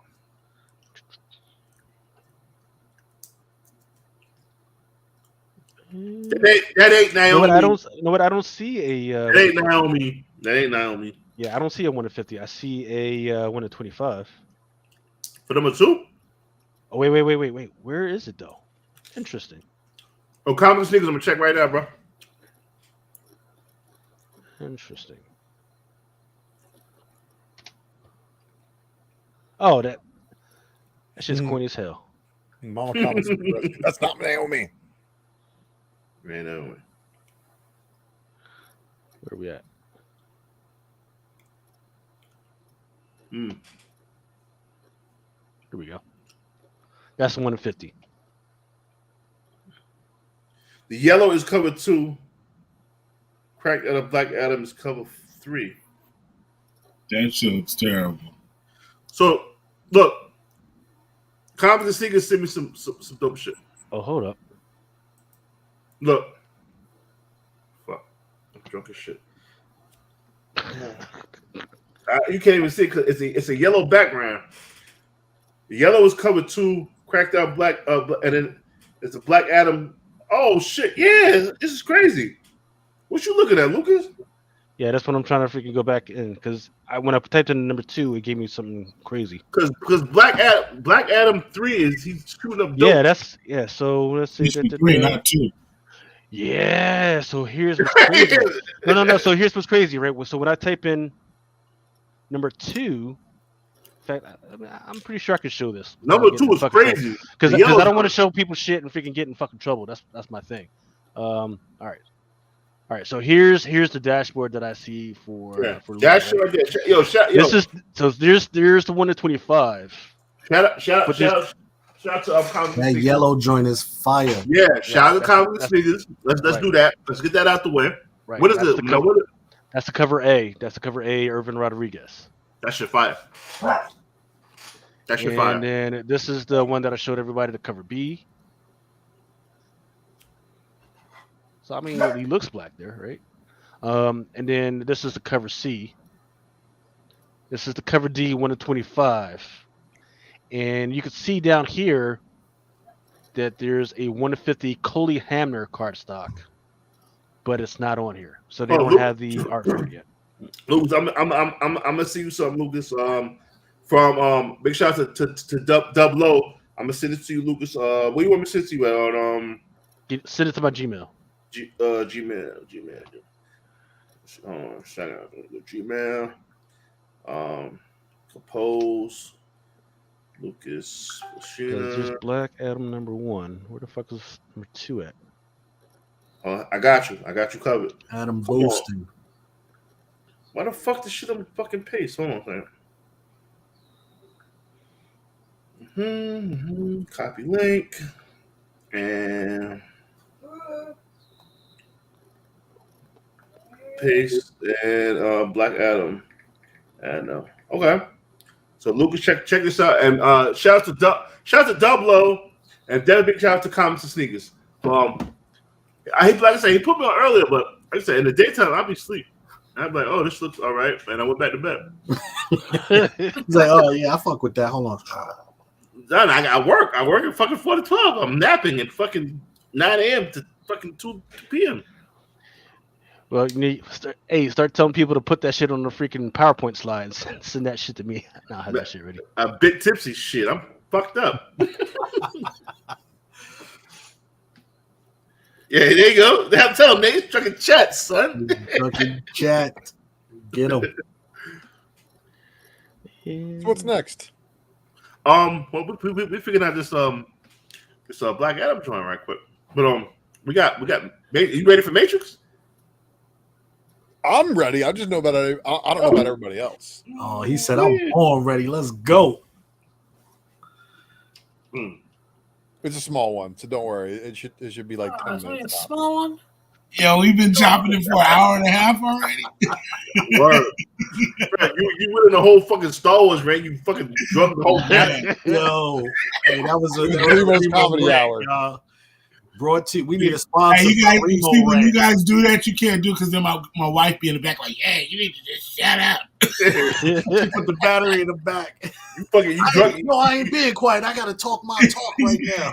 You always talking too much.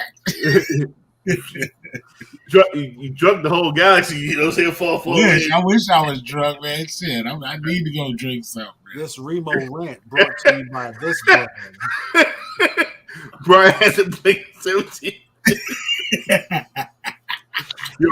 Hey, Mel, where did you send it to? You sent them out to an email, right? Lucas Ficina joint.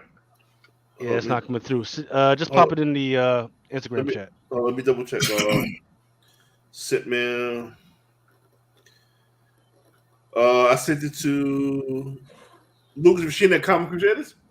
Yep, it's not coming through. Yeah, pop it in the Instagram chat. Okay, gotcha. Boom. Boom. Boom. All right, you got it? I just put it in there. All right. Brian has a blink. Patsy Walker gonna have a little comment. Yeah. Again. Oh, we still got war. What you guys want to talk about next? Wall Street? You want to talk about the economy? What? I got like about an hour and a half left. Wife said she tired of my ass. Come to bed at 5 in the morning. Let's do the Matrix. To the Matrix. Okay. Are you ready? It's been a long time. Sorry, we left you. Well, a dope, funky ass spec to step to. Ultra Maximus is back with the lovely, lovely Spec Matrix. I thought that was good. I give it a 7 out of 10. 7 out of 10. That was good. Thanks for bringing me in hot. What's up, everybody? Hope everybody's doing well. Let's just go with that. Easier way to say. So it's getting cold as shit in my house right now. It's that everybody else is asleep, so the house is like set to like 68 degrees or whatever. So I'm trying not to fall asleep right now. Oh yeah, we live in the tropical. So we make fun of people who leave their AC 74 degrees and above, and we call them lizards and say they live in a terrarium. But anyway, I gotta find the keyboard here.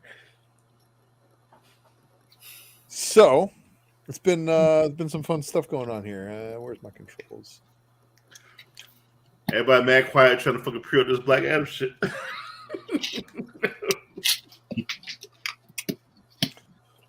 Well, we can worry about Black Adam later. Everybody, this is where I say thank you for joining us here at Money Mel B's YouTube on Friday nights at 11:30 p.m. Central Standard Time. Like how I did that? Huh? I see that. 9:30 p.m. Pacific Standard Time too. No Eastern Standard Time. Because that's on Saturdays. I know it's too late. It's crazy. It's too late. But please stand by while we enter the Matrix. And of course, this is the Ultra Maximus Speculation Matrix. And I do at this time want to ask you to make sure you have, first off, you've liked and shared the video. Also, you've left us a comment if you're watching this one on the rewind. And if you have not subscribed to this channel, Comic Crusaders, my channel, McClay's channel, and Adam's channel, and anybody else's channel who does stuff here, and of course their whatnots too. But for all of you guys who subscribe to my channel, that stash of books is like right behind me. And do you know it's like the chia pet? It's the pottery that grows. You still get that goddamn box out yet? Man, you know how we're doing over here. So that box ever getting mailed out? Well, first off, somebody's got to win it before it can be mailed out. So that's the deal. But we're going to continue to put just good shit inside of it, of course, because it makes people who think that I'm never going to give it away that much more jealous once I do give it away, because it's going to be that much more fantastic. So don't forget to also check out our friends over there at wannacomics.com. Don't forget to follow them on Whatnot. Don't forget to, of course, follow everybody on Whatnot. So everybody on this panel basically does sales on Whatnot, I think, for the most part. Mm-hmm. Lots of good people over there. Lots of friends on Whatnot. And somebody might be making a triumphant return to Whatnot soon. I'm currently adding books to my Whatnot sale on Sunday. See? There we go. All right, so we're gonna play a little game of Simon Says. Everybody ready? Yep. Just kidding. I don't play games. Quit playing games in elementary school. There we go. Oh, because we know what we like to wonder about. And I got to admit, this is one of those books that I actually had a subscription to. I had a Marvel subscription to Wonder Man because I don't know, for reasons. And Wonder Man being announced is probably a weird selection for a lot of people, but the same way, look at the Disney Plus shows that we've gotten. Mm-hmm. We've gotten some B, C, and D list characters that they're going to try to develop. Mm-hmm. And Simon is no different than these. But Simon has a relationship with Vision as far as the two of them and Wanda. Yeah, fuck his wife. Eskimo Bros.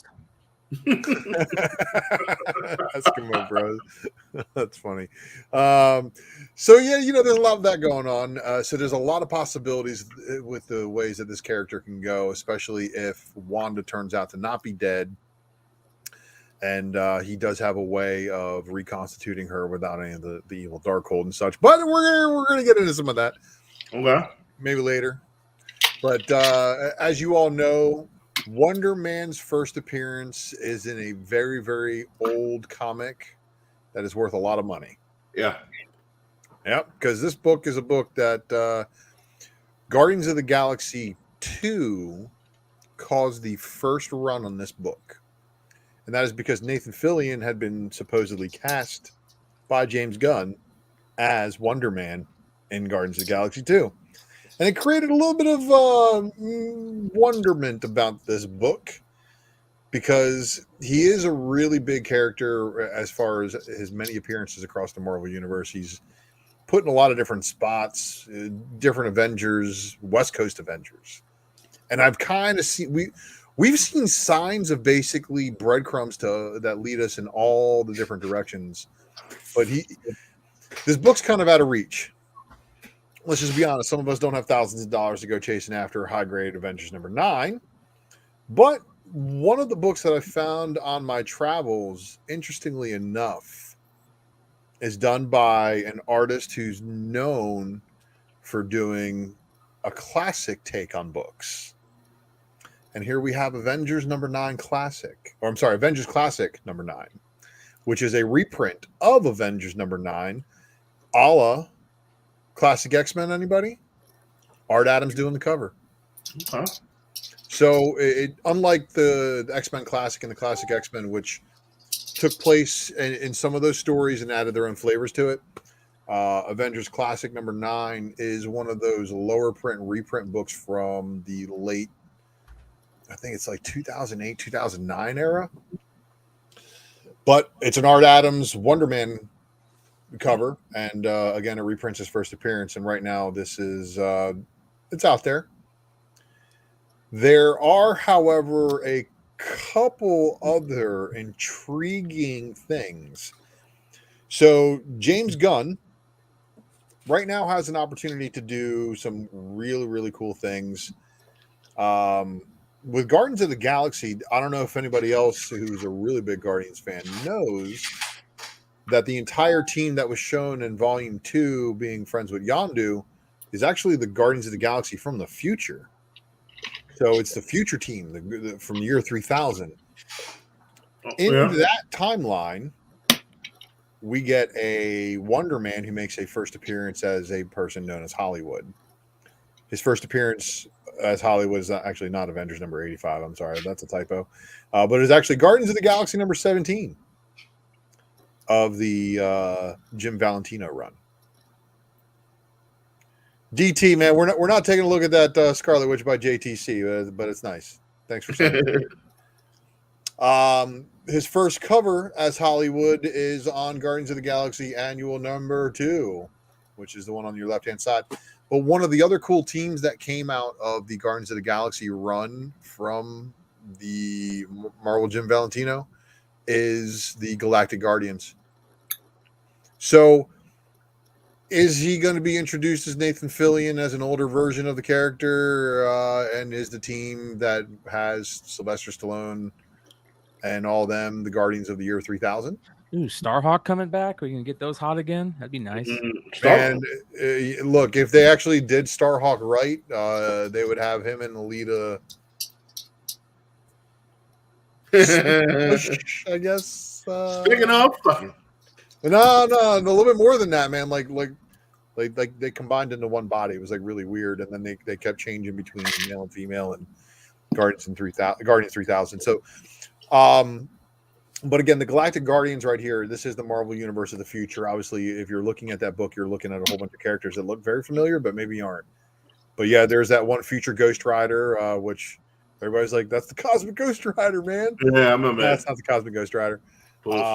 Another version of the Phoenix, and then of course Fire Lord joining them, and Martin X from the Guardians of the Galaxy. So this is part of the Marvel Guardians of the Galaxy lore for that future team.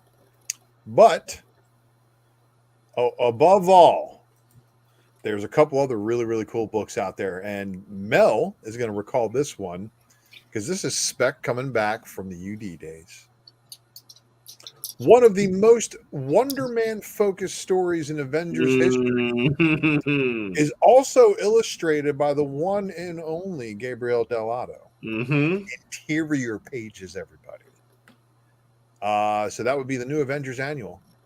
The first print is on the left-hand side, and the very less common second print is right there on the right-hand side. And that was a cool storyline, right? He was kind of losing his mind or something.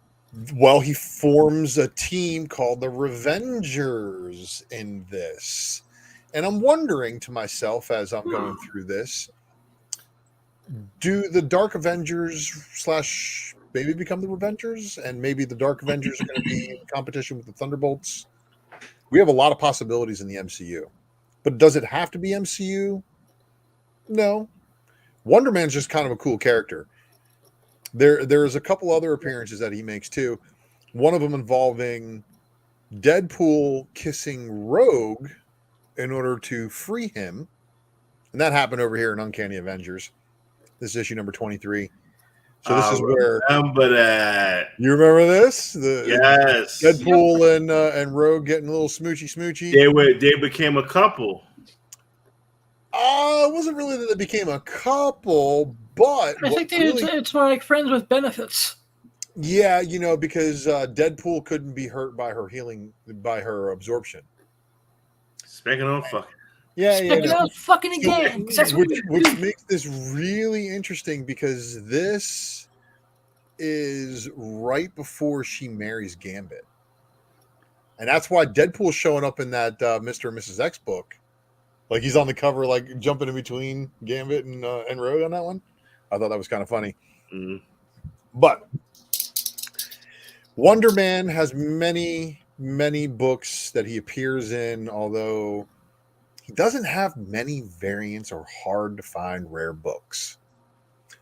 But you guys know the Spec Matrix has run very deep and very many episodes of Drunken Chat. And the fellow drunken chatters are going to recognize this final book on our list this evening. This is one of Wonder Man's hardest to find books. Okay. Because there are less than 2,000 of them distributed, and this is a book from a set that I've previously shown. And ladies and gentlemen, here you have the elusive Wonder Man number 2, J.C. Penney, second printing. So, on the first printing... He called it. Yeah. On the first printing, you have some words in a box like brutes and babes and stuff like that. But on the J.C. Penney reprint, you can tell there's a little discrepancy up in the corner box there.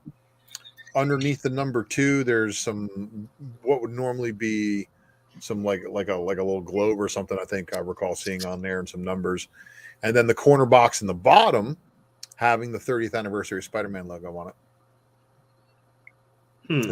This is also a book that has the Enchantress, and a very, very not. When was the last time you seen one of these in the wild or on eBay? Today, actually. Is it today? I did today. And You bought it? Yeah. I mean, what do I do? I buy before I talk about it. So yes, that's exactly what I did. I hope that the 2 copies I purchased are in fact en route and don't get canceled before they get shipped. But let me ask you a question. No, I'll wait till you finish. Go ahead. Sorry. What's that? No, go ahead. He's fucking the shit out of She-Hulk. You think so? At one time in his life. Yeah.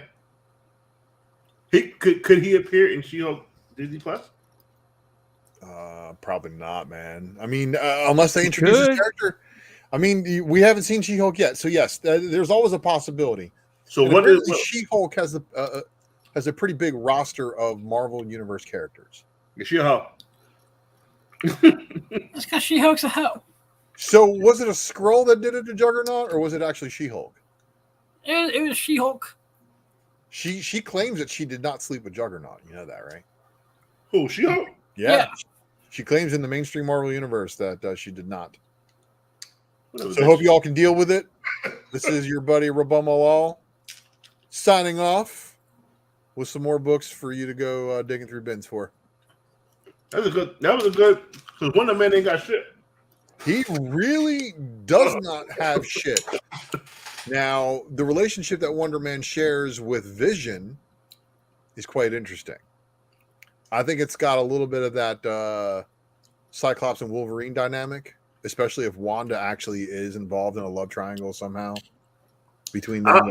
If it shows up as a love interest. I don't think we'll see Wanda again. I do kind of remember Wonder Man fucking the shit out of She-Hulk. I think there was a couple for a minute. I could be wrong, but it's a possibility he can show up in the She-Hulk series. Now that's just pure drunk speculation. Don't go out fucking buying all the fucking books. I'm just guessing like a motherfucker. There you go. That's it. That's what I'm saying. Damn. All right. Hello? So little Wonder Man spec for you as I chill out at the house. Not bad, brother. Thank you very much for your contribution. Hey, thanks. I'll try. Sans and all the books. Hopefully Sans brought us back some cookies. Rewind does not stop with the jokes tonight, man. Damn. Oh man, they fresh baked.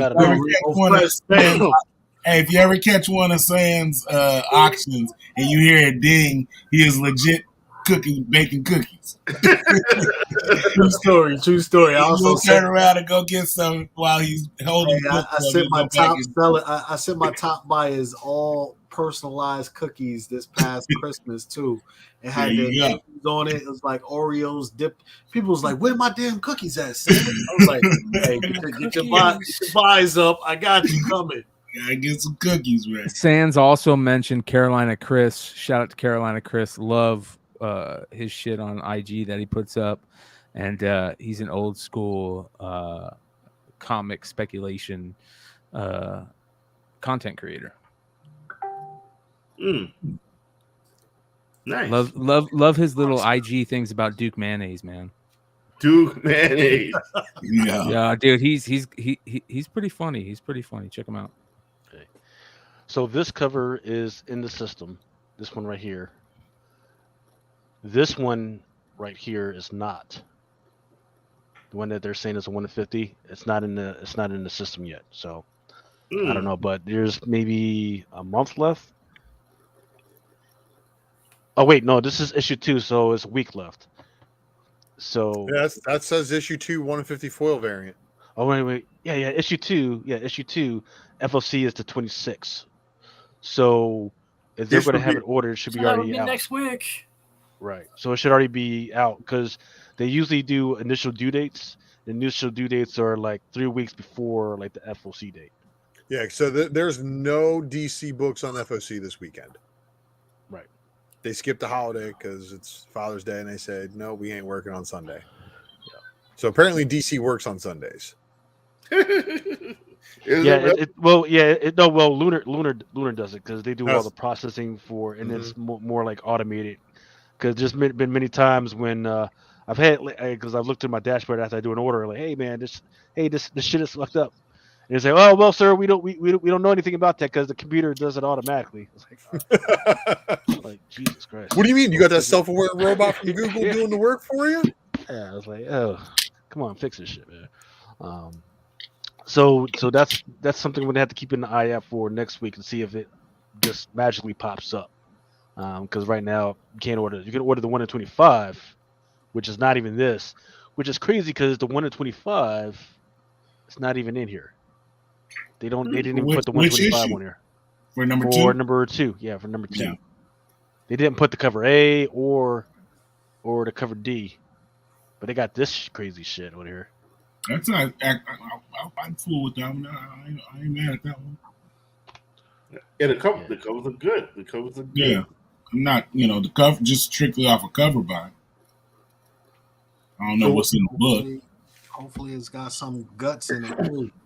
Yeah. Hey, I think one of those JCPenney Wonder Man books sold literally today, dude. Yeah, Ultra. Yeah, Ultra. Yeah, that's the highest grade one I could find. And I bought a backup one behind it that looked like I could press it. Oh, you bought it? You bought it today? Yeah. For $4.99. Nice job, dude. Yeah, that was the pressable copy. I paid a lot more for a better copy. Because look, those JCPenney's, according to what I was able to dig up, there's less than 2,000 of those things that got sold. Excuse me, Ultra, is that the rarest JCPenney book? Well, no, because they were sold as a set. So the JCPenney set of all of those books for whatever year they were sold, they all came with they all came packaged together in the box. So you got the same stack of books for the 93, 94, whatever year you got your JCPenney set. I remember the 93 set, buying that in JCPenney. I don't remember the 94 set. That's why. Yeah, so I can't remember. I'd have to go back and look at that spec matrix from way back on the JCPenney's to see where it's used to be able to buy those in the catalog. Remember the JCPenney catalog? That's exactly where it came from. Yeah. You used to be able to buy a house in a fucking JCPenney catalog, right? Hey, I remember go pick it up in the back. Man, stand the line in the back. Dude, that JCPenney catalog gave me FOMO for so many Japanese Transformers. Yo, the train tracks. Wait a minute. So hold on. So if there is comics being sold in the JCPenney catalog, that means there is previews in those JCPenney catalogs. Oh, don't you start your shit. Yeah, don't even. We already discussed that. So why are people speculating on the JCPenney catalog, especially because you can't find them bitches?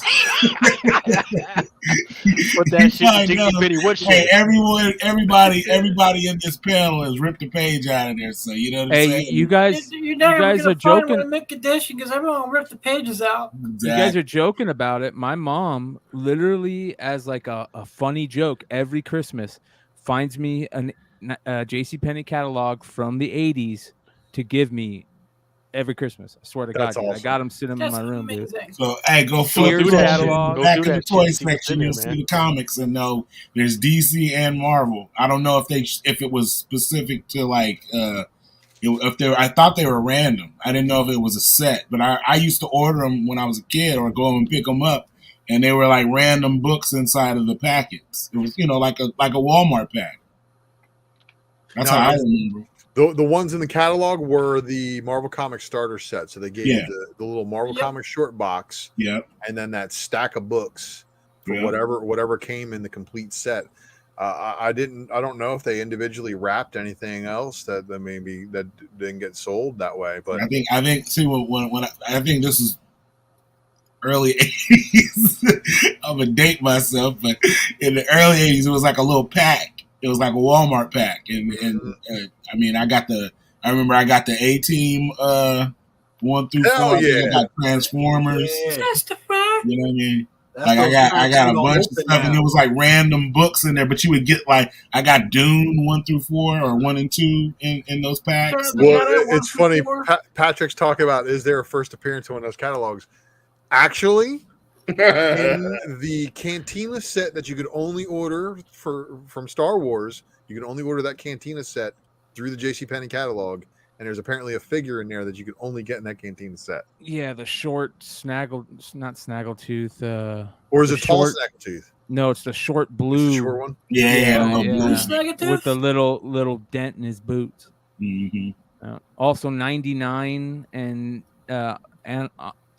Ivanima or whatever that weird big dude was a special out of that Sears stuff. There's also GI Joes that were special out of there. Red carded GI Joes. So those would be first appearances in that catalog then. Yeah, that would For be the Star Wars preview. people. The preview. Good Because luck. remember the catalogs came out prior to Christmas or Christmas or whatever holiday. Oh, it was yeah. 6 months in advance. So you would get the catalog in August and it would show you everything for Christmas. Sears, And then you would order it and it was almost like a pre-order. And then I you know, would but pick in it up, my house, by the time prior to Christmas Christmas. came, those catalogs were destroyed. Oh my God. Those things were the bane. Man, I used to cry, man, because I'd be like, dude, I gotta have this racetrack, or I gotta get this, and I would never get them. Pops be like, I ain't getting you shit. Son, it's crazy. Yeah. I'm looking So Yeah, a lot of good shit in there. what we got? We down to FOC, right? Well, I mean, we got quite a. Oh no, we got stock shit. Yeah, we got quite a few things to freaking. Yeah, let's I apologize if I'm going to talk fast for everybody, but hey, I'm going to try and get through this stuff because I don't want to keep these old men up too much, Hey, man. can I ask, where do you get that suit? You don't want that suit. Those greens and with come over to freaking the Machine freaking house. Shit, you trying to find all types of greens, man. I'm on my way. Guys, I'm gonna step away for a second. I gotta go grab a bottle of water. Because all I see is the bacon and that ham hocks. Yes. I'm in. Bacon ham hocks. I'm in. Yeah, some carrots. They look like they look like carrots, but sometimes if you leave some raw yams. Oh yeah. Do you guys like green chilies in your cornbread? Jalapeno. Yeah, I like Jalapeno. They do some jalapeno cornbread here. Yeah, I've had jalapeno in it. It ain't bad if it's done right. I like it sweet, dude. I like it Yeah, super sweet. that'll always be me. Yeah. Sweet Butter with some and butter. honey. Yeah. Right. Butter and honey. But let's get on with it because greens is the shit that you guys are gonna probably forget. But I just want to get this stuff out the way. So there is going to be Marvel has put out that there's going to be a shortage for these books that are supposed to be coming out this coming Wednesday. Maestro World War M #4. I don't think anybody really cares about that. However, the Miles Morales Spider-Man #39, the Hellfire Gala variant, that one's going to be a little bit short. That's the one with Black Widow in that little gimp suit. That looks pretty damn good. So it's going to be bring in the gimp. Y'all can go ahead and pause this later. Find out the newest delays. On the far right, these are the ones that are getting refunded or allocated. Boys, Chaos Metal, God Killer, Horizon Zero Dawn. Been talking about that for a little while. Some of the Kingspawn #5s. Robin and Batman #3. Some of the Star Wars stuff. And the what's the furthest place from here? We already know those freaking records. Yeah, LPs. They're always #2's never coming out. Yeah, those are always short. I mean, I always order it and I never freaking get any of that shit. So do you even get the second press? No. Really? I think I ordered one. I mean, I got one, and that was like a while ago. Does the second print come with the vinyl? I'm sorry, say again, Regal? Does the second print come with the vinyl or only the first print? No, so there is separate from the comic book, there is a LP that they release along with it, and they are heavily allocated. So I don't know why stores freaking put it out for a preview order and shit. They shouldn't do that. Oh, because you don't know if you're going to get it. Man, there's a really funny tweet that has aged very well, very well. I might have been totally wrong on Kingpin showing up in Hawkeye, and I was telling people to sell that shit because I thought it was dead special, and I got dragged for that. But man, was I right about that? What's the first place from here? Second print. Also, Black Panther. There's a Black Panther novel called Shuri and Symbiosis. I'm not What sure the what it's about fuck? right now. What darts are they throwing at the wall? Like, what the fuck is this all about? Wait, Yeah, wait, but wait. this is not a comic book. This is actually a novel, right? Something for the kids No to read. pictures, just straight Bro. chapters. But the Just problem is words? I don't know why they're still pushing Shuri right now because look, her shine freaking got scuffed up a while ago. Right. With that whole no, she's about to make her debut in World of Wakanda. right, but they need to do that after. They need to do that after. But right now, like, I love this. You know why, Mel? That entire intergalactic empire of Wakanda, symbiote, Yeah. alternate universe, Killmonger. If you Killmonger like was Michael B. crazy. Jordan and you want him back by any means, Yeah, but What's that dude's name? And he has the symbiote. What's his name? Killmonger got it. He's like a descendant of Killmonger, right? Because he's not Killmonger. no, he's Killmonger from another universe. Yeah, Right. but his Another name isn't reality. Killmonger. It's something else. It's Right. Injaka. And he takes control of the Killmonger's body from our universe. Yeah, and then he revives takes him.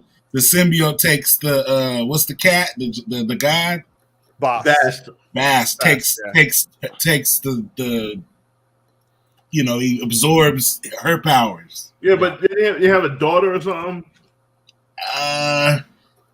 Was that the same? that was he has a daughter because that was she the daughter of can Injaka. see it. She can see the Bast talks to her.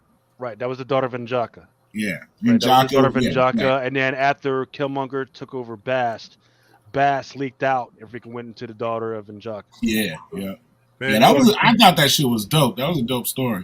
That run started off really, really good, and unfortunately, it got bad at the end. Yeah. it did because also it took them like 19 months to go from issue 22 to 23, and then when they dropped issue 23, they put the first appearance of a mutant in there. Yeah, and everybody they had a loved 150 Finch. Mel and I were all over that one. I think I was like, Mel, pick one up. And then that run ended.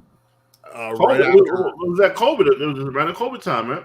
Well, no, I think it was before. It was already in run. It was probably like you said, right before they stopped. It was like an excuse. COVID was for them to stop. Right.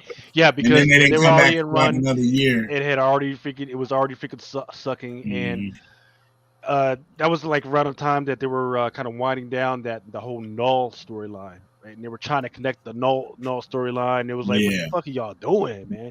Because y'all remember, I was pissed. I was like, hold up. This is another freaking black character that y'all sent into space for no fucking reason. Yeah, he had no memory, right? He was a slave, and he forgot who he was, and it was like he was a slave, and then I don't know, it was crazy. Basically, he kept having flashbacks that he was somebody. If Space Wakandans show up somewhere in the MCU, that will be like ground zero of spec blowing right there. Yeah, because it's going to be tough to do it though.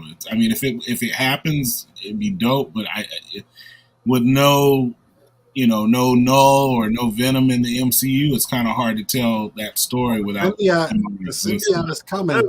Let's rewind back to this novel. Like, did any of the kids read what we just talked about? I mean, why would they put out a novel? Why would they make this a one shot instead of a fucking novel? That's my question. They could make this an audio book too.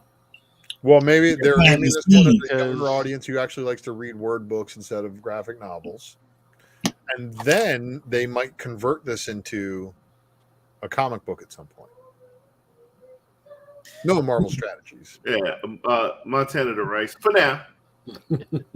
All right, let's get into. Oh my god!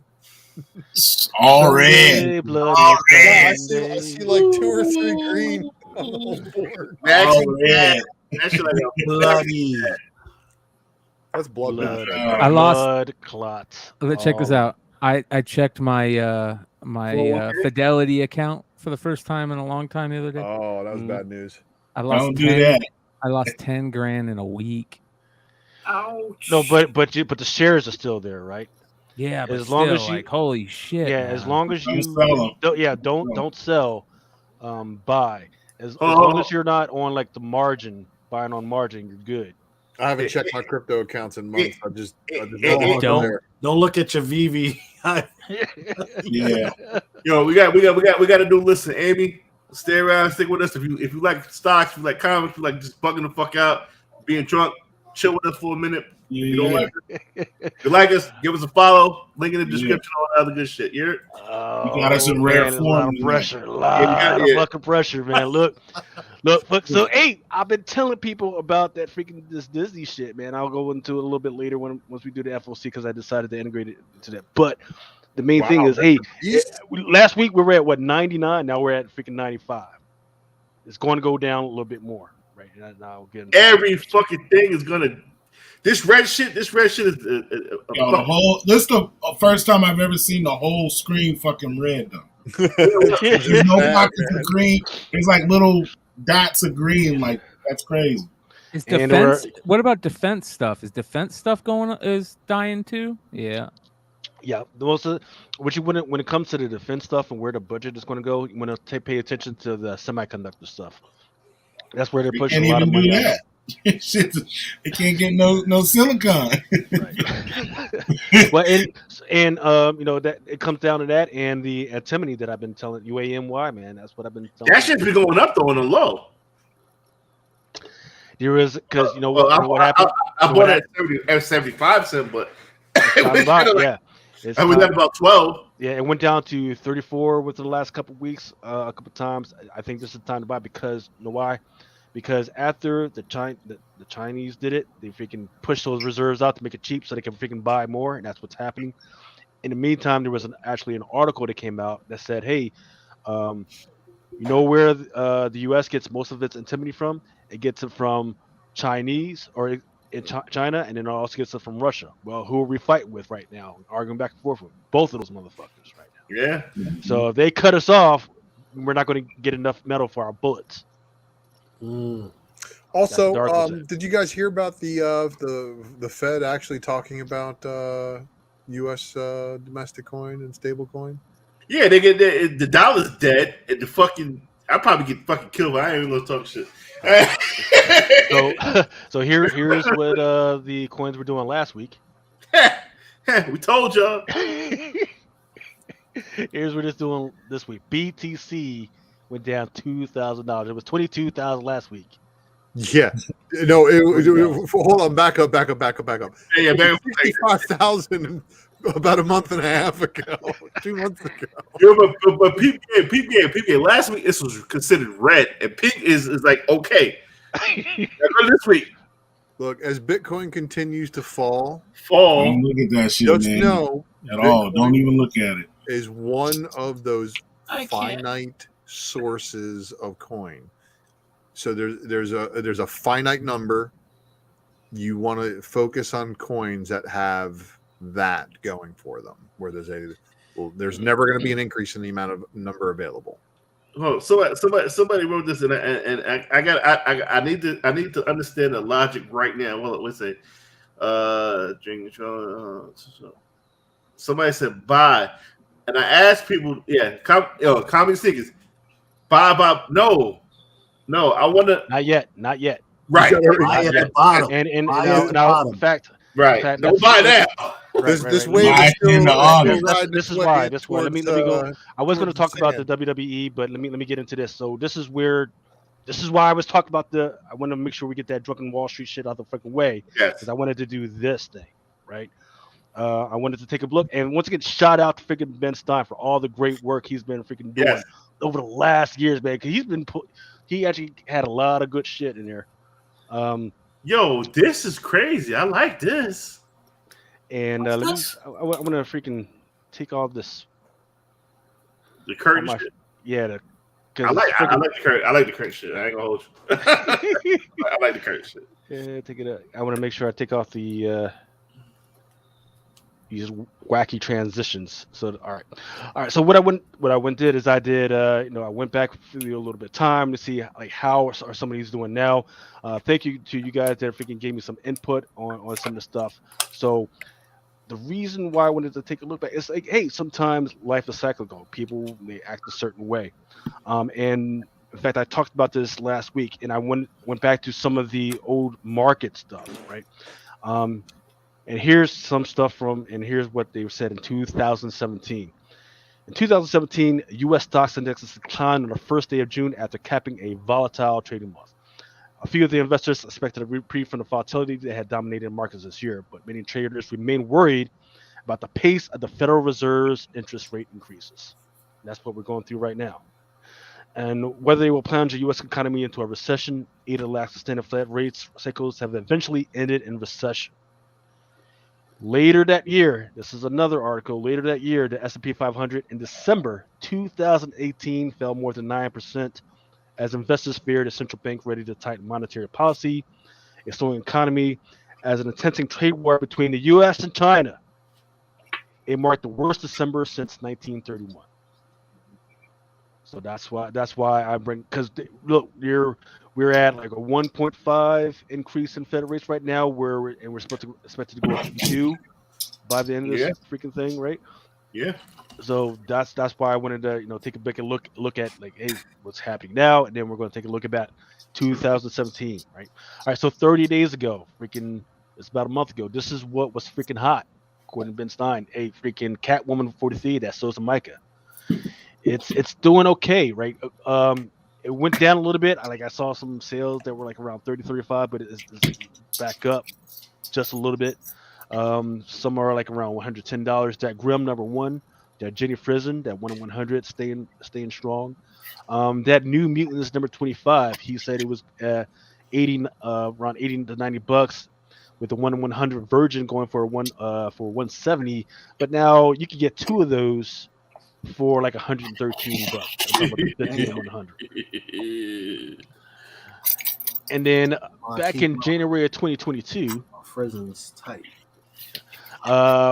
we were at that Thor number 20. That was that first appearance of Mjolnir, right? Oops.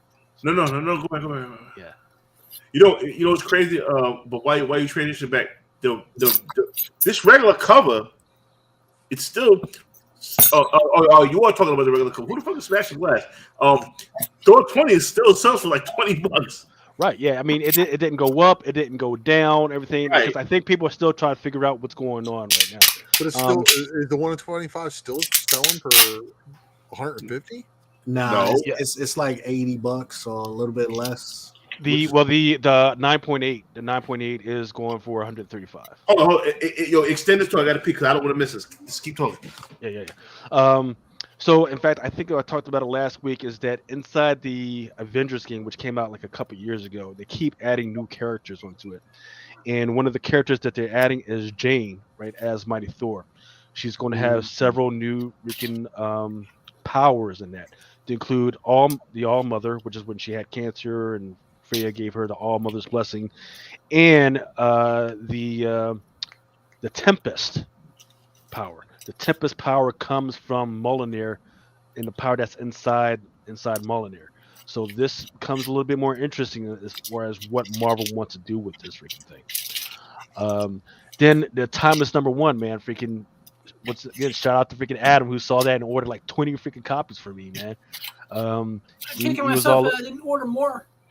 Right. He was all over it. I didn't take a look to see about the second print, the black and white one yet. I think that one came out like 3 weeks to a month later. But that one went up. You can get a 9.8 for $116 at this point. What's up? A 9.8 for what book? The Timeless number 1. Yeah, for how much? 116 for a 9.8. Wow. Really? Right. And considering that the cover price was probably like $3.99, $4.99, I forget what the cover price was. $4.99. Right. Hey, thank you, Nimesh. Thank you so much, man. Appreciate it, Rick. So Mel. So what I was talking about with Thor number 20, was the fact that in the the Avengers game, right? That that I love so much. Yeah. Love to hate so much. I love to hate so much. But you know what? What did come true? Because I was telling people about the freaking costume, and there's certain like cut scenes, like when she first puts on the freaking bangle, and then she freaking dips into another dimension, and everything. That's that freaking dimension that the Stormbreaker probably comes from. That's what that whole thing is all about, right? So that came to fruition. Now in the Avengers game, they're talking about freaking Jane as the Mighty Thor is going to be in the Avengers game, and she's going to be given different powers to include the All Mother's Blessing. She's going to be Valkyrie as well. Really? And she's going to have Tempest. Tempest is actually the power. That's the Thor 20. Yes, sir. That's the power that's inside Mjolnir, or the goddess, whatever that comes from. I forget the name of their freaking entity. Eternity. Eternity is the entity and everything. So there's a whole crazy storyline that Marvel is slowly trying to bring in fruition. But look, freaking it. Like Remo, you guys said, freaking it's kind of this. It's not going up. It's not going down. hey, we hood as fuck, man. What do you think? This is not by no means. I love my crew, and I love the fans. That was some funny shit. All right, continue. Look, I'm sorry. But also kind of hot was it? And once again, these are just books that weren't just hot. These are books that came out around that time. That were released around that time, and were hot. That's that Miles Morales. Did you talk about that already? I'm sorry. Yeah, I'm getting ready to talk about it. So what Side said was, hey, it doubled the price to $125. However, that went down. Now you can get that around for $65, $70 right now. And that's right now, right, 9.8. It's slap. It's slap. Now, you know what? Right. That artist is one to watch. I'm just saying. Shout out to Ninth Wonder. Mm-hmm. He sold the 9.8. He sold the 9.8 for $65 on Whatnot. A 9.8 slab? Slab. Wow. Ouch. We're gonna add in the look. Don't get mad. We're gonna be talking about Whatnot a little bit later on. But it's just it is what it is. So no. So this is exactly the time, because if we're talking about market stuff, that's exactly the time to talk about it, man. Because I did do, I have tried to get back into the whole thing of Whatnot within the last couple of weeks, and I've seen some interesting market things. And Brian, I know you're tracking some of the trading card shenanigans. Shit's dying, dude. The market is just like every other market. You're bright. Just stick around, because I know me and you both got a lot to say about this. You're talking about that eBay joint too. Everything. 1 year ago, these are some of the ones that were kind of hot. Wonder Woman Future State #1, that Usagi Ujimbo #20, Silk #4, Jenny Frison that 1 at 25. The ones that have gone up is the Black Widow #6, that Sika print, that Elena Cascaran. I forget whether that was her first appearance or not. Somebody's been saying, hey, Sonic the Hedgehog, keep an eye out on those Sonic the Hedgehog covers. But that 30th anniversary, that 1 at 25, that one has gone up. What has gone down is that Web of Spider-Man #1, that Harley Keener, that one's going down. Let me tell you something. What is it down right now? Do you have numbers on that? I did. I forget what I did with it, but it's been going down. Yeah. Exactly. So he's already showed up in the MCU. He's already a part of a team within the school that Parker was supposed to be teaching. So I don't know what the freak happened with Moon Girl. Keep that in mind. Yeah. With Moon Girl and the other girl from Wakanda, and I forget who else he's there with. But hey, don't forget about Miss Marvel's homeboy. Yeah. Her what's his name on the show? Red Dagger? No, the other dude, the dude that made her gloves. Yeah, that's Bruno. Bruno. Yeah. Is he in that class too? I mean, shit, he's an inventor. Why not, right? Yeah.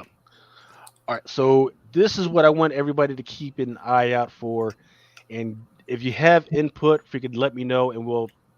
Yo, you do. I want to do that. Make this. Yeah, you monthly. I want to make this like a monthly thing where we take a look at some of these old books. Yeah. Yeah. Suicide Squad, Libre Mayho, freaking that was kind of hot back then, but it's it's nobody freaking cares about that book, so that's one's kind of under the radar. I don't have the numbers. Totally Awesome Hulk number 22 that was up. Then everybody forgot about that, but everybody was like, "Fuck this book." But now that they're putting him back into some of the storylines, to include he's a Red Hulk right now. People are these going up or down? They're going up. Okay, they're going back up again. And that's pretty good for a $3.99 book. Now it's going for $135, freaking $90. And then that WWE 3 Philippe Basafara, that 150 variant. That one is a ghost. Fucking ghost. Like, except for Mel has them. Yeah, I think there was like one out there that was like a signed joint for like $1,000. Dan Percy, shout out to Dan Percy. Yo, you think that's a ghost? And it's gonna sound like Pump It Up, but I don't give a fuck. I got that Iron Sheik going tomorrow. $1 a minute, man. You got it. The Iron Sheik. So let me say something about the Totally Awesome Hulk real quick. More copies of the second print exist than there do of the first. Yep. That's all I've ever seen of copies of the second print. There are more of them in circulation than there are. It looks exactly like the fucking first print. Just blue logo. Blue logo, yep.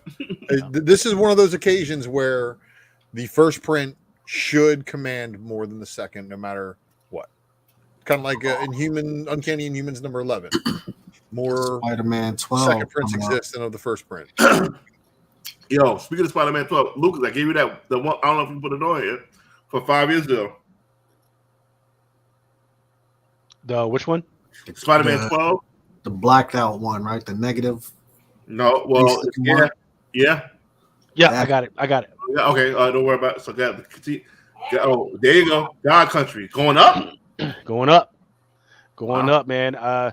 It dropped down like a motherfucker because it was like, it was respect, hey, the movie, and then everybody slowly but surely more movie news, directed news has been coming out, so it's starting to freaking go back up.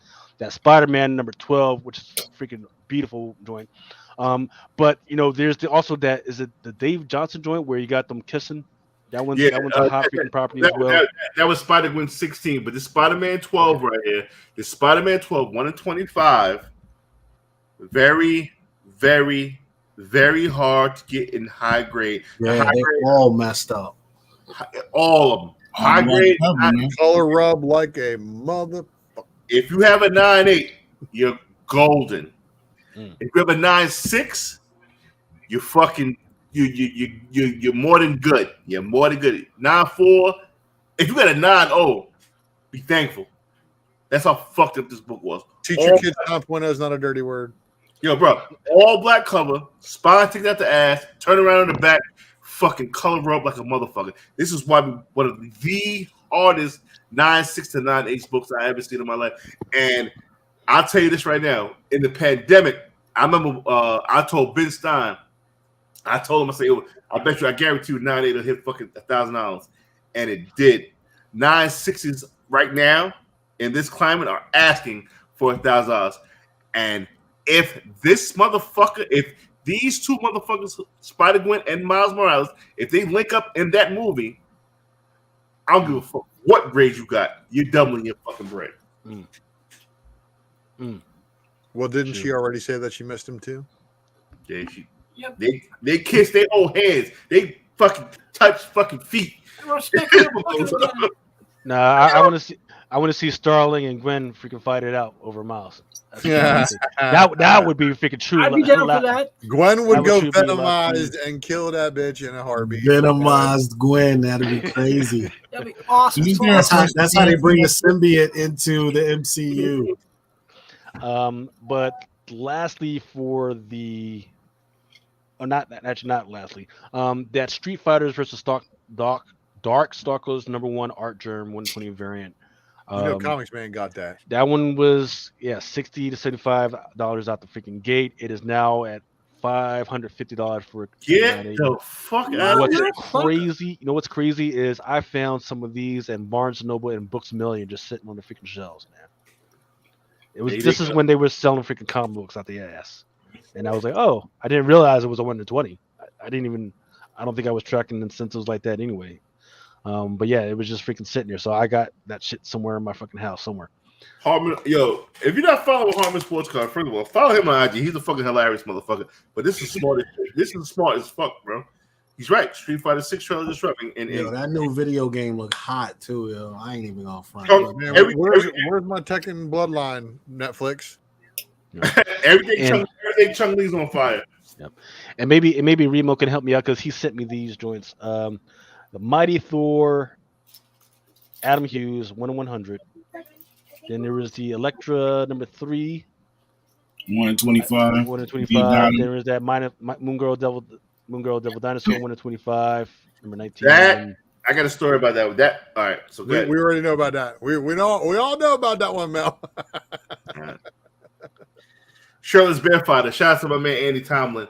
He said, he told me, get the Shirtless Bearfighter Scotty Young. That's about a $150 book right now. Because it's got a Raw. I think Raw is like that. That Adam Hughes Mighty Thor, that was the birth of fuckery afoot when it came to fucking. No, the Moon Girl fuckery afoot was first. The Thor shit, that's the one the motherfucker was sitting in the middle of his living room and had a fucking circle of those variants around him. It's because he ordered a store exclusive and was blessed with all those copies. Exactly. That's what tanked this book. If he didn't do that dumb shit, this book would be fucking a legend to this day. Electric shit, I had a 980 this. I sold it for like fucking $100. And I don't even want to know what to go for now.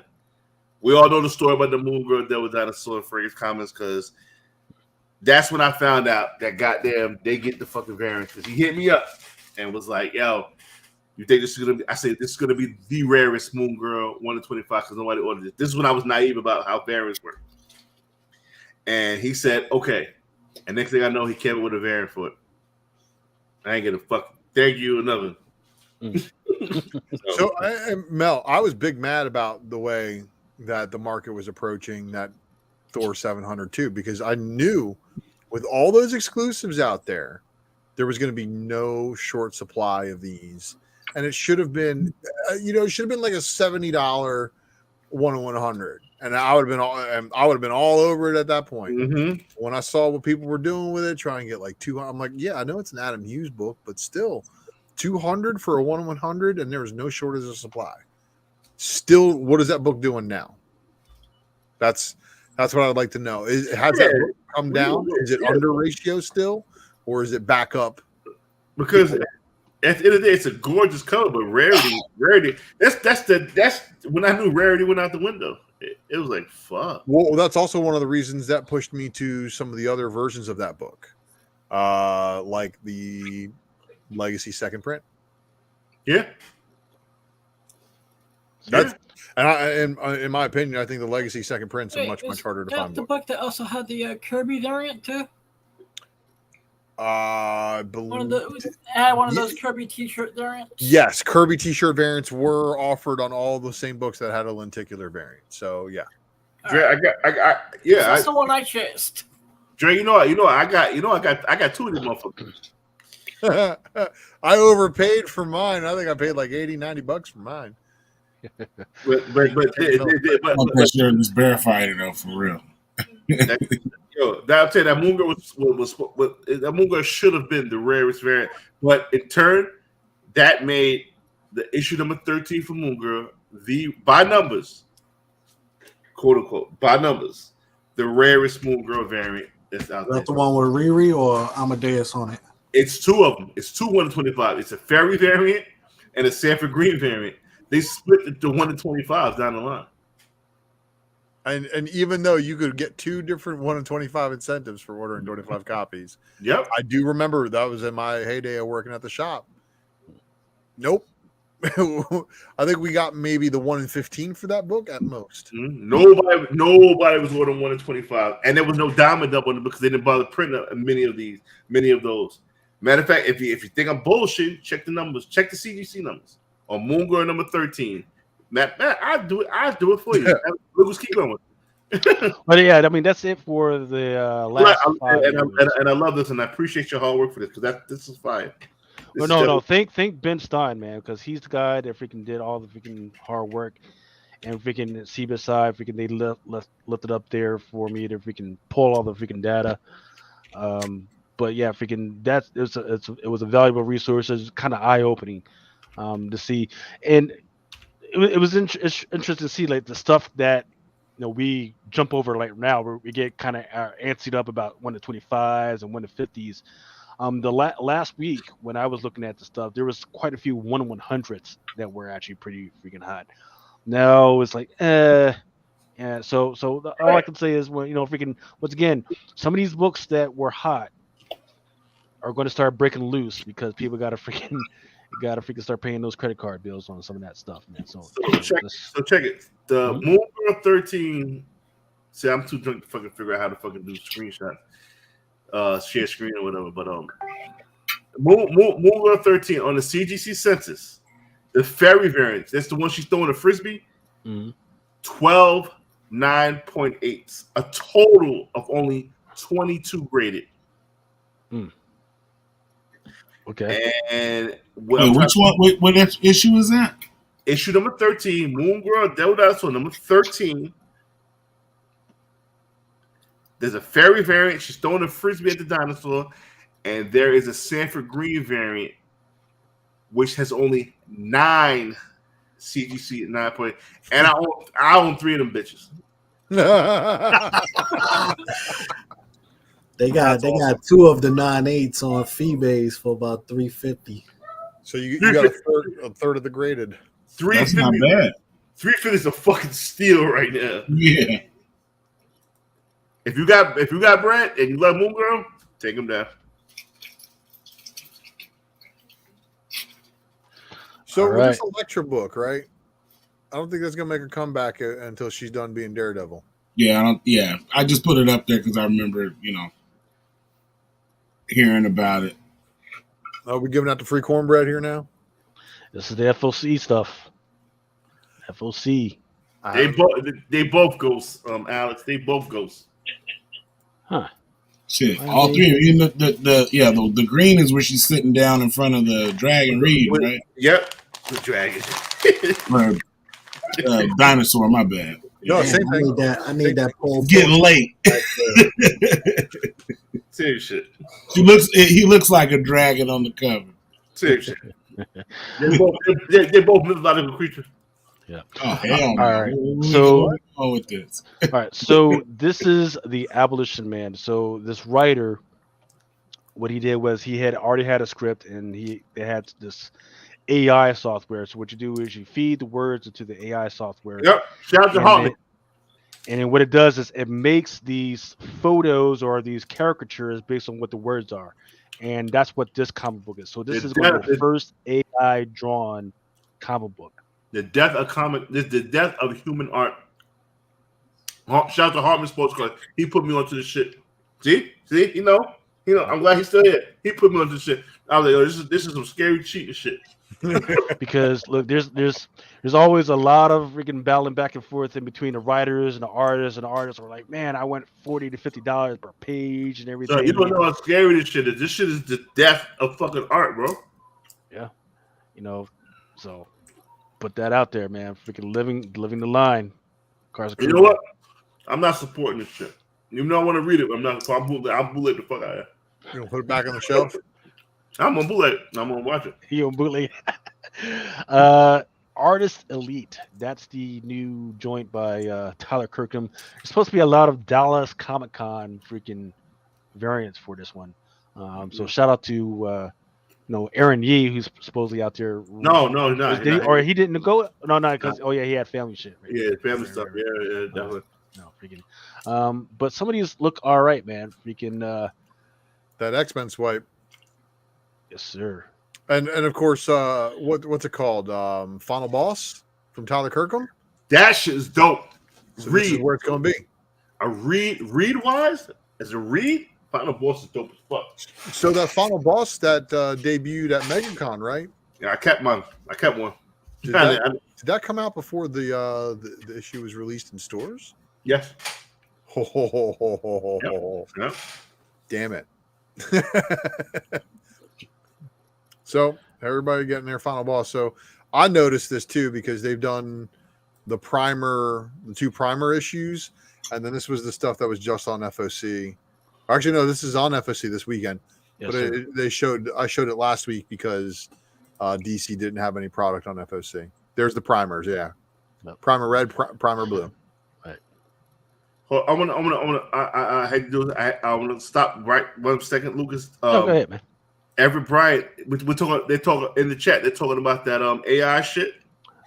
They said artists have a long time. That's not true, bro. That is not true. Yeah, TikTok has already talked about with the different websites where you can go and do that. Look, AI ain't getting no dumber, bro. Yeah, bro. Freaking last month, I was fucking around, and there's this one website where you could take any freaking photo, right, or like any you got a freaking panel of Superman, and what you do is you throw it into the website, and you just draw these lines along the thing, and you can animate freaking Superman. Yeah. Then you freaking I had Superman doing this and freaking dancing and shit, man. This is what happens when you verbally abuse the AI and threaten to shut it off. Yeah, the only thing that's going to stop that from artists having to worry is if so many companies use it that it's going to become really expensive. That's the only way. That's the only thing that'll stop it. That shit is. I know when Harmon showed me that shit, LAO son. This shit is not even fucking fair, dog. I'm glad I can't draw for shit, cause, bro, that shit. They do it in music production. They got AI producing music. So I mean, yes, sir. Moving on to Merc Publishing. They've got Merc Death Rage #1 coming out. So the one all the way on the left is the 1 in 50 risque. What's risque about it? Nice. Butt cheeks. Shit. Yeah, butt cheeks and rainbows. I'm all about it, man. Well, bloody butt cheeks apparently is where they draw the line. Rainbows. Yeah. But Death Rage is a combination of Deadpool and Deathstroke, so it's kind of cool to see the homages together. Because the one in the middle is that the book, the image book. What is it called? With the girl, Noctera. No, this is the same one. No, I'm saying that the homage is that because it looks like the 1 in 10 from issue 1, or the one Venom book, the second print with I'm pretty sure like all of them kind of like swipes of each other. Yeah, something. Yeah. They look like other books. Warner Brothers Discovery, man, freaking once again. Shout out to the family and our condolences to the family of Tim Sale, who passed away. Oh yeah. Shout out to Tim and that family. Yeah, freaking. What you got there? Hold up, me blow you up. So this right here, it's funny that you're doing this, dude. I'm literally setting up for my Whatnot sale. I'm inputting books, and right as you're doing this, I'm inputting this. This is the Spider-Man Blue series that him and Jeff Loeb did. Now, you guys all know him and Jeff Loeb were career partners. Jeff Loeb wrote, and Tim Sale did the art, and they did a lot of miniseries. This is one of the few that they did, Spider-Man Blue. Really, really good stuff. Yeah. 6-issue miniseries, just beautiful stuff. A lot of people don't know about the Marvel series that he did. Amazing. He also did. I don't know if this can come on camera, but Daredevil Yellow. Yep. And then this right here is the very first time Jeff Loeb and Tim Sale worked together. It's got a Brian Boland cover, and the interior is Jeff Loeb and Tim Sale working together for the first time. Legends? It is Challengers of the Unknown, Volume 2, Number 1 from March 1991. So, nice. Yeah, that's crazy, man. Yeah, so definitely Does stop anyone by know what he Brian's. passed from? No, I haven't heard. Or they just still saying health issues. Yeah, I mean, I'm pretty sure the family will keep it quiet until they find out like the truth or do a It's a autopsy. shame because his wife is a sweetheart. Yeah. And man, look at his just his inking credits, man. It's freaking amazing. This doesn't include his writing credits. Just amazing stuff. Other stuff from the Warner Brothers stuff is that they're cutting $1,000 people in ad sales because look, their marketing freaking sucks. Their timing is just off. Hopefully, that's some of the people that be picking some of these covers, these variant covers. And Right. shit. There's supposed to be a sales, an annual communications conference coming up pretty soon. But the other thing is that they announced a Batman Azteca HBO Max animated series that's supposed to be coming out for DC. Look, freaking, I don't know what to say about this, but I do know that Looks Warner kind of Brothers, crazy. yeah, Warner Brothers stock is pretty cheap. I would say, freaking, if it ever drops down below $10, definitely grip it up right now. But I don't trust it. I just don't trust where it's at right now. And what do you guys think of this individual, Ezra Miller? Man, he's Yeah. it feels like every month, man. I've been He's talking on about this. something, man. Bro, he's getting. Look at all those chances he's got. No, look how many chances he's got in the last 3 months. Like, I don't think I could have got one of those chances off of any of those charges. Yeah, but Josh Gordon got more chances than he did. This is crazy. No, this kid's got more chances than Josh Josh Gordon, bro. Wow, Oh yeah, They have more chances. oh yeah. Yo, he's got a 12-year-old protective. A 12-year-old got a harassment protective order against this person. He tried to kidnap someone, didn't he? Same girl. Oh, Well, no, he didn't kid. Oh, so that's what the alleged thing is. So so there's people got to parse it out. So there's a situation where the parents of this other girl, who's 18, by the way, are saying, well, she's in a cult and he won't let them leave the house and he won't let them do this. He chooses their clothes and everything. That's R. one Kelly? situation. Yeah, exactly. That's what everybody's trying to say it is. But she's 18, so like, hey, let them people be. Go mess around. Actually, I'm not gonna say that because I'm not gonna fuck with the people up in Utah. I'm not fucking with the people in Utah. Got an 18-year-old and a 12-year-old got a protective order against him. No, the parents of the 18-year-old, but the 18-year-old is still with Ezra. So so it's like a harem. Like he has a. Yeah. Are you sure she's 18? Yes, Dakota. Yeah, Dakota. She's 18. No, her name's not Dakota. It's So you're thinking of the other situation. So people are mixing the different situations. That's what's crazy. There's several situations. Yeah, there's several situations with different girls. The situation from a few months ago was the situation with Dakota, who is 18, and the parents complaining like, "Hey, you won't let us talk to her. You won't let her wear makeup. You won't let her call her whenever she wants." That's one situation. The other situation is the situation with this 12-year-old where he was kind of like a family friend situation, and he just showed up one day and he starts talking to her and he's Snapchatting with her and all this other stuff. And they're saying that it was kind of weird because it seems like he's kind of grooming her. So they're trying to cut the electronic communications. In the meantime, hey, where's the little girl? Where's the little girl at? Right. So they are tripping. Right. They went full Eobard Fawn. Right. Yeah, because they can't confirm. Yeah, they can't confirm that the girl is with them. Okay, so here's what it was. So Dakota Iron Eyes is 18. She's been hanging out with him since she was 12, right? Right? And he was 23 when he started hanging out with her. She's like best friends with Greta Thunberg, I guess. Okay.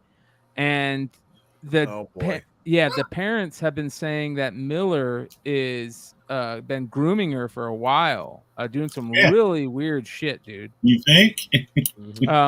It says here, Iron Eyes, a Native American activist who has worked with Greta Thunberg, said in a statement on Instagram that Miller has only, quote, provided her loving support and invaluable protection, and she's accused her parents of transphobia and seeking to place her under a conservatorship. But Iron Eye's mother alleged that Ezra Miller has control of Dakota's Instagram. So he's pimping. That's a pimp. Yeah, dude. That's a pimp. Transphobia, though. Wait a minute. Because of course that's the protective measure that you put in place.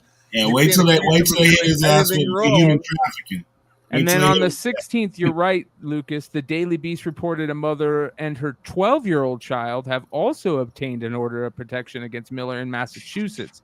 Wow. So they described an encounter in which the actor was allegedly weirdly drawn to the then 11-year-old child, hugging them in an uncomfortable manner and telling the mother, quote, they would be lucky to have someone like me guide them.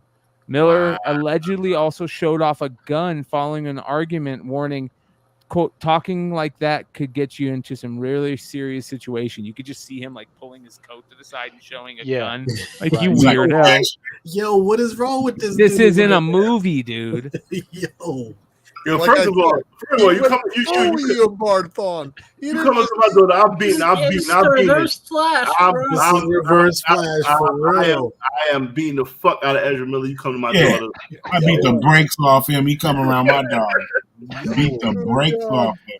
Yeah, did you guys see the video that I think I played it on a show? Talking about the KKK? No, the brakes off the them. one where he was in the bar and the police come up. He was in Hawaii. He's in a bar. The police come and he is so geeked up on fucking meth or coke, and he is acting so weird, asking to see their badge and shit. He's yelling at them. He sounds so weird. I filmed these for NFTs.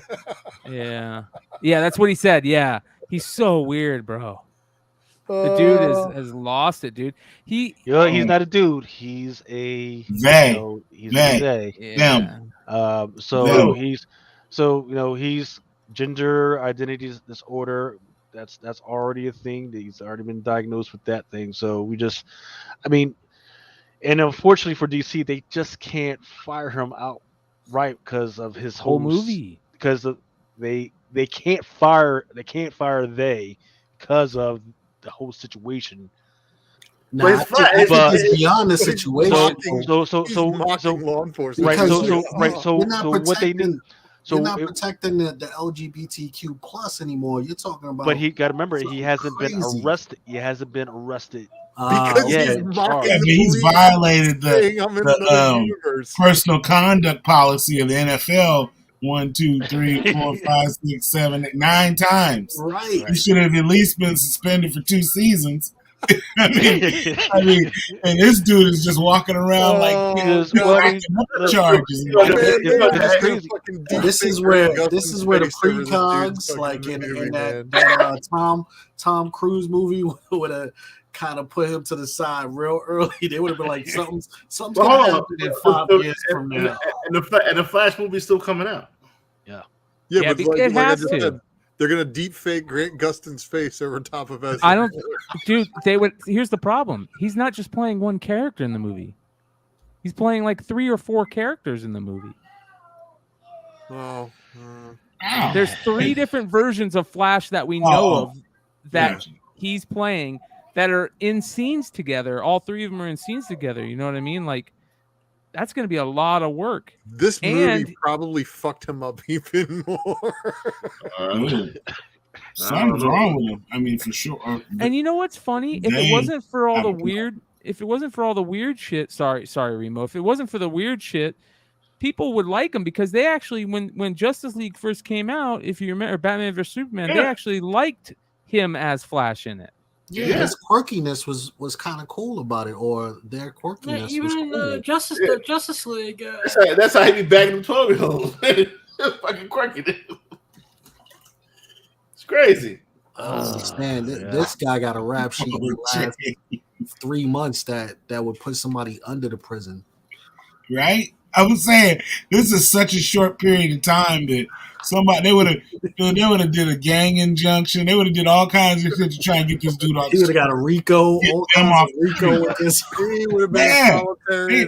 Hey, Young Thug ain't got this many charges against him. You know what I'm saying? He about to be in there for 50 years. You know what I'm saying? They offering life on this dude, and he ain't did nothing but did some rap songs. He said he was going to smack somebody with a clip. I mean, come on now, this dude. Dre, I don't think he's sane enough to actually listen to his PR people. Yeah, they have no control of that. Well, no. So look, they deaded that shit when he like choked the fan. Yeah. Remember that shit? Like he fucking out of con. Who are these people he's choking? I beat the brakes off this dude. It was just a fan that was like trying to get like an autograph or some shit. Dude. And he like played that like they were gonna fuck. If he's surrounded by 12-year-olds, like come on now. If they're surrounded by 12-year-olds, man, I'm beating all their ass. Like, come on now. I don't know, man. Man, I mean, treat him the same way you treat R. Kelly, man. Yeah, put him underneath. Oh, Put them underneath the jail. happen. Put them in the same cell. Yeah. You know, there's going to be two different. Nah, he can't do that because he don't identify the same way. All right. They don't identify the same way, so you can't put him in the jail with. So what's up with the GIMP making multiple appearances? Red Room has brought it back. No, go back to the art. Go back to the art. If this is a Batman Joker cover, I'm all in. It's Sandman Country Universe. Close. Fuck. If this is Batman, tell me if this was a ultimate reality Batman Joker shit. I'm buying. It's hitting. All that. It's got the gimp suit. It's got the tentacles in the back and stuff, man. It's got potential. It's a nice cover. Is that the Flash? Yeah. I'm foolish, man. Right, he said the Gimp Knight. All right, so the Embracer Group. This is the company that actually owns Dark Horse. They're at 813. Not a bad deal. This is a new company that just bought them, right? Mm-hmm. Yep. So here's the offerings for those guys. Offer Watch #1. That's a video game that was popular for a while back. And Norse Mythology #6 by David Mack. Looks pretty damn good, man. And they're into at the bottom is talk about Ragnarok and all that other good stuff. IDW at $1.28. So think of all the licenses that they are losing. In fact, they just had a earnings annual release. When was it? So if you were to buy those, you get it at $128 right now, or do you have to buy it at the price it traded for prior? You can get it at $1.28 right now. Okay. Or whatever it is at 1 to 9 a.m. Currently, okay. Mm-hmm. The let's see any notes. So do you guys know that IDW has got a shift in focus? They're actually going after more creator-owned stuff now. Yeah. In fact, in the earnings thing, it says, "Hey, while cancellation of the licenses for Transformers and GI Joe are anticipated to decrease revenues by $1.2 million." That's why they're looking for creator-owned shit because they lost everything else. They're losing those items from Hasbro, but they're still maintaining Teenage Mutant Ninja Turtles. For how long? Well, I don't think Eastman is unhappy, and that's the thing. Is as long as all the IDW money is probably going in there. Especially if he's the only one there. Eastman's the only one. Does Eastman still own the Turtles? Yep. He has a stake in it. Yeah, that's what I mean. He's got a guaranteed variant cover every month that he's been doing, so I know he's got something going on with him at least. So is he like 51% owner of it now, or I don't know. Involved at all, right? Because they weren't even talking. I heard Eastman surrendered his rights to the franchise to Laird, which marked the official divorce. Huh. So how is he still able to do? He's paid to do the variant covers. Then I mean, so he's got a gig. He doesn't care. It's monthly money. He's selling monthly. Yeah. And then there's this. Yes, sir. All right. So Kanto Tales of the Unnamed World #2. This one is the 1 in 10 by Azuki. Only 2 covers though. A cover and that, right? Yep. Sonic the Hedgehog #51. 1 in 10. I don't give a fuck how much they sell for that. I'm not really going crazy with Sonic. I respect it, but I ain't gonna buy it. Yeah, but not 50 issues in. All of a sudden, I'm gonna start buying incentives. Yeah. Right. This is different than the other Archie series, though. So that's something you do need to know at the bat. And there's a lot of these books. Some of these books actually have 1 in 25s and 1 in 100s. Yeah. Next. My Little Pony. Not leaving. #3. The one on the right is what? The 1 in 10 or the regular cover? It's a regular cover qualifier. Yeah, the one on the left is the one in whatever. When It's it's the real- I haven't heard any signs of this leaving IDW, which I know is actually a decent seller for them. yeah.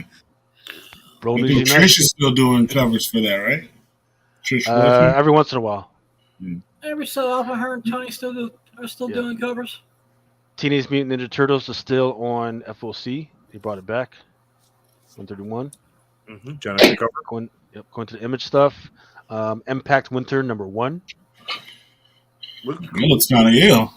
And here's an interesting thing, and I've got to look more into about what the fuck is going on with this. Above Snakes #1. Okay. It's a Western freaking comic, and there's a freaking movie out. It's like a B, or actually, I would say it's like a C movie called Above Snakes. So I don't know if the book and a movie is the same thing, or I have no idea, man. But I got to do a little bit more research to see what the fuck is going on. Dirt saves the day, it says. Yo, was he getting hung by snakes that was like a noose? The word snakes was rope. I can't. Yep. 8 Marvel, man. Freaking by the end of the day, it was dropping down to like 94 or something like that. Look, they found a new director for the Marvel World by Night, that one-shot Halloween thing. Michael Giacchiano. I don't know what he's done before. There's a new team of Midnight Suns this September. Don't forget, there's going to be a game. We got 3 months before that. Like, what's going on? I've seen the previews for the game. The game looks wild. Yeah, the game looks. The villains look crazy in the game. Yeah, the game always test the ground to see how fucking well a character does. And then Buzz Lightyear, man, freaking right out the gate, it's doing 5.2 million, projected at maybe 85 mil, and trust me, freaking Disney needs this, man. So there's the thinking that I never see Toy Story. I ain't gonna see this. I got my tickets for tomorrow. Me and the fam are going. Let's go. They're gonna get it. Everybody's mad. Chris Evans. I'm a big Allen. Toy Story fan. Yeah, I mean, between the Father's Day and all this other stuff happening, they're thinking, hey, within the next 2 weeks, they're definitely going to get it. Let's see. Here we go. There it is. That's a quick trailer. Is that Blade? You get a power up. You get a power up. Doctor Strange. Yeah, right. Like crazy. Like he's like, here, everybody. Miles? Okay. Is that Miles though? I don't know. Or is Miles or is that Miles? 2099? Yeah, 2099. Right. Well, that's stupid if it's not Miles. Who is this bitch? Lilith. She's still around? It's in this game, man. The Midnight Suns. This better not be no fucking Puzzle Quest game. I swear to God. Check out that Venom. Then there's the Hulk. She captures the Hulk and Venom and changes them. Yeah, it's game over. This game will have two stages. All Yeah, that shit is dope. FOC Aliens. The one in the middle is a Del Auto. I believe that's a 1 in 50. Really? Let me check. Make sure. Oh, they're starting over with a #1 again. Mm-hmm. And it's not. Well, this is the annual. It's an annual though. Oh, annual. Yeah. They should throw Predator right in there. Yeah, Predator. It's coming. So this one is Avengers #58, the EM Just Predator variant. That's nice. That is nice. That's a regular. What is that? A 1? Hold on, go back to that. Go back. Oh shit. It's just a regular qualifier. Oh, yeah, I don't know why Blade would even be hanging out in areas Predator will be, but yeah, right. You just happen to be on Prometheus. Danny Glover. If Danny Glover could run into one, no, I'm not hitting. Yeah, that was in the city though. This fool's up in Prometheus and shit. Yeah, I got other shit to do in inner cities, and I'm underground.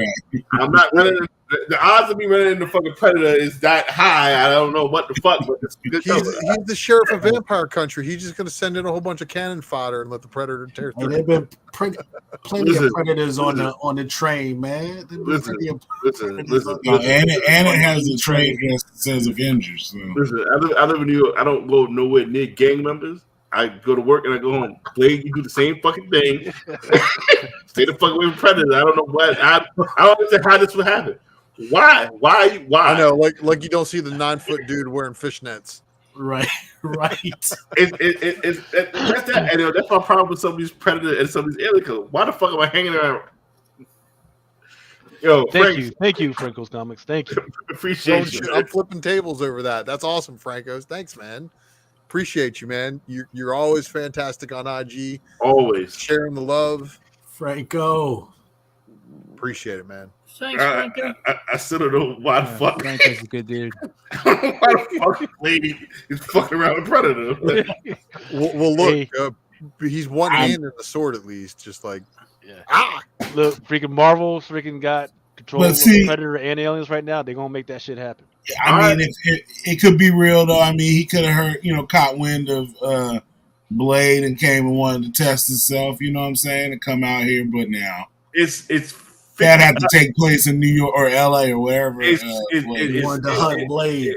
It's 50 other motherfuckers. If I'm Predator and I want to contact, I could literally name 50 other motherfuckers I want to come to before I come see Blade.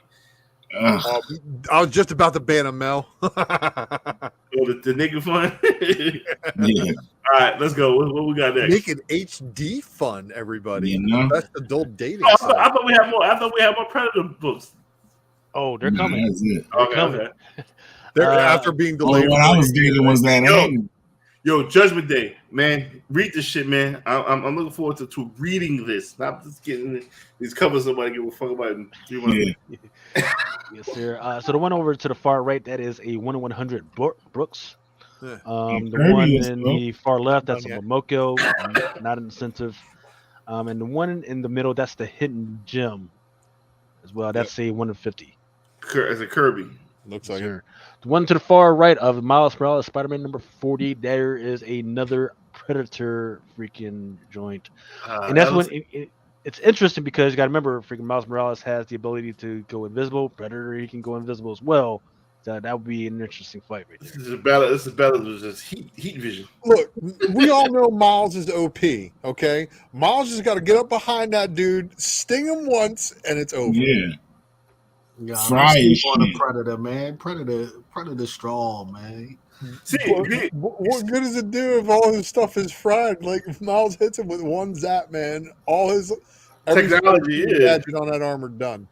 So okay, see, this it's a great cover again. Makes more sense than this Blade coming out of nowhere. that Blade is a dub. No, it's a great cover. I don't understand it. This makes more sense.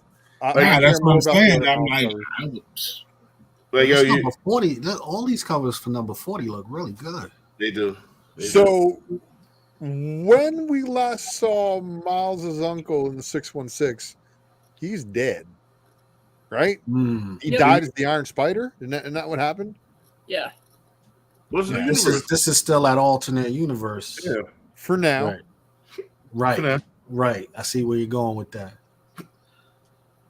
Next. So is he going to bring him back from that? Yeah. So is he going to bring him back from that other universe? That's the whole premise. Him in front of the gate, like we're going to go find my uncle. Dream? Like, you're going to go find. It was all a dream. Yeah. All right. Moon Knight, Black, White, and Blood. Man, freaking that one to the left is a Mike Cho. Oh, or is it the one to the right? I forget which one. Yeah, it might be the one to the right is Mike Cho, and the other one's called Klein. Yeah, for some reason the Mike Cho, the red one, it reminds me of aspirin and. It's like an aspirin commercial. I don't know why. It's like aspirin. Maybe it's become fucking sleepy as fuck. The box and the red cap. I don't know what the fuck. It just looks. I don't know. He just sees the bill. Savage Spider-Man number 5. I like that Ryan Brown. Which was the Ryan Brown? No, that shit creeps me out, man. I can't even. A good read. Anybody reading this? You see the hair? It's garbage to read. The covers are fire. Yeah, it's just too me. The hair's on the back of the spider too much. He's got a fucking thorax and shit, which means Yeah, come on, man. which means spider web comes out of his ass. Yeah, look at his his stomach, his abdomen and shit. It's like, really, bro? Yeah, why isn't Predator killing him? Isn't he part of the Spider-Verse though? Like, has he made a Spider-Verse appearance yet? I don't know. Has he? Well, I know that my son's got those little tiny Battle World Funko characters and cards. Like it's like a little game. And if they're Battle Worlds, it's probably going to be coming to Secret Wars, you think? But there's a Spider-Man that's spelled SPYDER man, and that's the one that has like the 6 eyes on the helmet. Oh yeah, spelled with a Y instead of an I. That was Edge of Spider-Verse 6. Yeah. So does he have metal arms and shit? I thought it was just like. Yeah, he's just ugly, like this ugly little motherfucker. Ah, okay, gotcha. Yeah. All right, Shang-Chi and the 10 Rings, the ones that are far right. That is a 1/100 Art Germ Virgin variant. Oh no, they didn't. Yes, they did. Namor looks terrible. Oh no, that Namor? That's his gala outfit. That's gala outfit. Yeah. Oh my god. So the 10 Rings thing though is what's intriguing me the most here. So Lucas, I haven't looked at FOC yet before. I haven't finished production on my show. Mm-hmm. So the one that is in the middle on top, what ratio is that? Is that the 1/25? Is that the 1/25? If you give me 30 seconds. Let me look that up. Yeah, look that one up because that one in the top middle, the one on top of Namor. Namor looks horrible. Garbage. Sister Dagger over there on the right has appeared before. Just know that. I think she was in the first volume, not the first volume, but of that mini series of two Shang-Chi runs that previously happened. Yes, that is correct. There is also a second print of the first appearance of all of them. There's also a first. That's why I was disappointed in the movie because you had a lady in there, right? It wasn't her. It was just some random. Well, there was a girl that it was his sister in the 10 Rings movie. So this is interesting. Looks like they're shape-shifting Sister Dagger into being the girl from the Shang-Chi movie. Interesting. Ain't nobody gonna read this shit, man. Like nobody read the first. See, this is the reason why you guys keep me around because it's never a dull moment. So, Will is tied to what's her name? Kamala. No, Riri. It was tied to Riri. We'll have to see. We'll have to see what happens in the Ironheart series on the MCU stuff. I'm just connecting the dots and seeing how they're altering the comic to mirror the MCU a little bit more. Yeah, they got to. I want to know who the fuck let fucking Namor in the fucking galaxy. Right. They actually like, sorry, buddy. Yeah, they actually invited. Well, that's Namor's Hellfire outfit. That's all. Did those sharks come with them? Right. Yes, he's wearing the sharks with his Hellfire outfit. Right. So they actually invited him right in there on some sharks, like Aquaman did on one shark underneath each foot, seahorses and shit. Yeah. But it's weird because there's a couple things that I see here. The Art Germ variant. No shirt, no shoes, no gala. Fucking Harlan stupid, man. Oh, that's hilarious. Yeah. So, do you guys remember at the end of Shang-Chi when his sister took over the 10 Rings? So I thought, the one up to the middle is a regular qualifier. It's a qualifier? Just a qualifier, open order. Oh, neat. So what's interesting about the Hellfire Gala is I don't know whether it's actually going to be on Krakoa or like the Mars Krakoa, because if it's the Mars Krakoa, don't forget that there's these space sharks that's out there. That gala is just a variant shit, man. It's not real. And then these motherfuckers can't in. No, they actually invited Namor to be a part of Krakoa before. Yeah, he said no. He's not getting the gas. He's like, I got my own island underneath. Yeah, he's like, what the fuck I want to come on there Look, for? if Doctor Doom could get in, this name will Wait. Doctor Doom already won Best Dressed. They Yeah. haven't announced it to everybody else yet, but they did tell him in advance. Okay. Have you seen that variant? You said no. You said no to Governor Cocoa. I ain't gonna let you eat sharks, motherfucker. Yeah. He told him to go kick rocks. He told him to go kick rocks. Professor X and Magneto. I'm not showing up to your event. Yeah, you bringing sharks now, motherfucker? Nah, you can't get in the gala, motherfucker. Yeah, like what you swimming around with, bro? You out in the water. Yeah. Gallop your ass to the fucking ocean, motherfucker. Now what we got next? That means he's going to be going after Sue Richards. I'm drunk. I am drunk and sleepy. This is going to be a fucking funny fucking. All right, the one to the we got a She-Hulk #5 Bartel variant and a. Didn't they do this shit already? That was in the Yes. preview where she carried the little dude to bed. Yes, and that's probably going to be the reason why he loses half his body and has to become Jack Parts. She-Hulk just fucking on anything. Half dead by snoo. What happened to her being immortal? Is she mortal? She-Hulk? Nah. They haven't brought it up since. Right before. They deaded that real quick.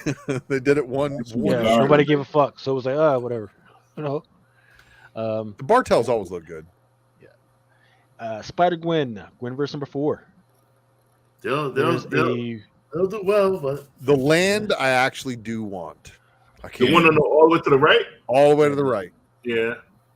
Gwen wearing the spider suit? Yeah. They all look good. There's the one in the Momoko, that's a 1 in 100. That looks good. And the one in the middle, all such high ratios. Like, goddamn. Yeah, they made the Momoko high ratio because they think that you're going to buy 100 copies of Gwenverse to get one Momoko, right? Or two of them. Well, no, they hope. I like the 1 in 100, but I don't want to buy. I like the one with all of them on there, just to have it. But I don't really. Yeah, it's a 1 in 25. So next, you got to do the 1 in 100, so you get the 100. And then matter of fact, hold on. Before we go, McClay, what you think about the 1 in 100? I think which one's the 1 in 100? The Gwenverse, the land. The peach. No, the Thor, the peach. Garbage. It's garbage. Yeah. Garbage. I'm not a fan of Momoko, man. She's just cabbage. It looks like a kid is drawing that shit, bro.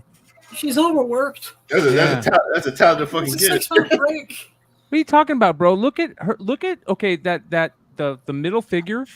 Look at the legs on that middle figure, and tell me that isn't something that your kid drew in 6th grade.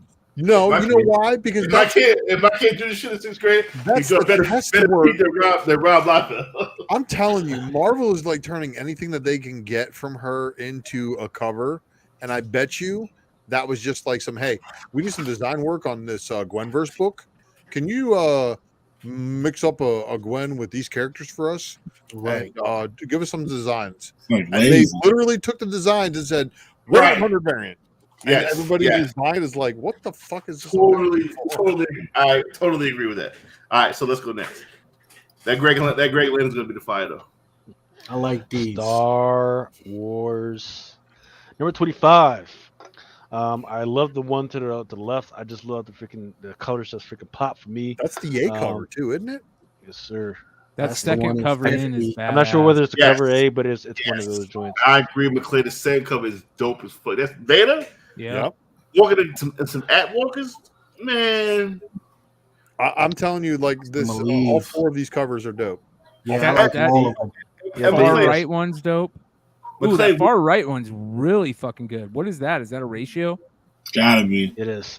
Oh, I want one of those bad. It's a 1 in 25. So the 1 in 50 is the 1 in 20. The 1 in 50 is the Maleev. That's the one with Vader running. I need to get both of those. Yeah, I got me 2 of those already, man. God damn, I couldn't wait. And then, but the ones that has been doing really well has been the Choose Your Destiny. Choose Your Destinies, yeah. Those have I don't been like doing those. really well. Don't like them at all. I don't know what that's like personal preference, Sprouts. but the ones that have been selling out, freaking people have been freaking asking me about. What the fuck is Choose Your Destiny? I don't know. Basically, it's going to be everybody who carries a lightsaber. It's going to be the different lightsaber designs. That's probably the only reason you should chase those. talking to the guy who now has only one. Dude, This that is what- far right one and that Vader one, if anybody out there's got any extras of those, let me know because I need to get one of each. Those are dope. How is the pull box, Scott? I know, right? I mean, you figure if you figure this, the cover A you like.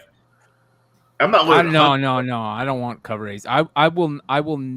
There is literally no situation where I'm gonna buy 50 copies or 100 copies of a cover to get variants. I'll just go buy the variant. So just be advised, there are 13 different covers of this. I don't have all of them. I just how many But some of them are store exclusive. Let's bring this one out as well. You kill me. You killing me. Hard. So this is different. This is the Han Solo and Chewbacca. I need these. Choose Your Destiny. The Be one tough. on the right, the black current stand, that is a 1 in 25. Yeah. You See, kill and these are the types of variants. Like You killed me, yo. You killed me with that store vet. That shit really hurt my fucking heart, bro. That hurt my fucking heart. What store variant? This store vet for the Star Wars shit, right? Yep. That hurts my heart. I'll pick them up. And fuck. Yeah. That's what I'm saying, dude. I'll never not buy. I'll never if it's variants I want, I'll straight up buy the variants. It's not worth dropping a big amount of money. Well, I mean, absolutely understand. However, there have been several cases where picking up the qualifier, You could have. it has been the way Like to go. if the Sprouse variants that had Mandalorian on them had an incentive, you could have just ordered 25 of those and gotten a 25 copy, or something like that. But I really have a feeling about these Choose Your Destiny variants. Yeah, people gonna want to complete the sets. Well, I'm a fan of people's different lightsabers. You know what I mean? And like how we saw on, spoiler alert for anybody who didn't watch Anakin yet or for Obi-Wan yet, how Vader broke Reva's Inquisitor saber in half and like threw her half and like use it. Like, I got this half now. Yeah. Didn't he hang it up too? Like I could have sworn I saw him like force hang it up on his belt and cover Yeah, I it. think he did. I might have to watch it again. Yeah, I can rewatch it. The Marvels number 12. This one is 1 in 25 race. Keep an eye out on this figure. I forget what her name is. Warbird. She is another Shi'ar. Right. Half Shi'ar, half Wakandan. In the last issue, they revealed that she actually has like Omega type power. Hold on, wasn't she on the Spec Matrix before? Maybe. Deathbird was. Oh, Deathbird. Appearance was in number 1. She's modeled after the original designs of Deathbird, the one that was in the Captain Marvel book. And the Marvels number 1 was first Warbird. Correct, and there's a third printing all and incentives of that, but right, character hasn't taken off yet. But I'll tell you what, I like this cover just because of Black Cat. All right, Venom number 4, the Lethal Protector. There's a John Boy Myers variant, and Apollo Sakura. Who's that dude he's yoking up with all them chains?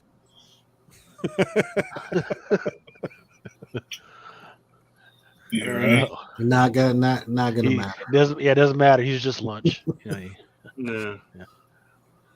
Defenders Beyond number 1. I like it. 1 in 25. Garbett. Here we go, everybody. Blue. No. Marvel. Lady Blue Marvel is part of that, but Galactus' mother makes Ooh, a triumph yeah, that's true. for the Defenders. Tiger's pretty awesome too, and so is America, obviously. But That's what it was. It wasn't Wanda. Tigress was fucking the shit out of Wonder Man. It was Tiger. Yeah. Was it Tiger? You're right. Yeah. It wasn't Wanda. I'm sorry. No, there was a love triangle with her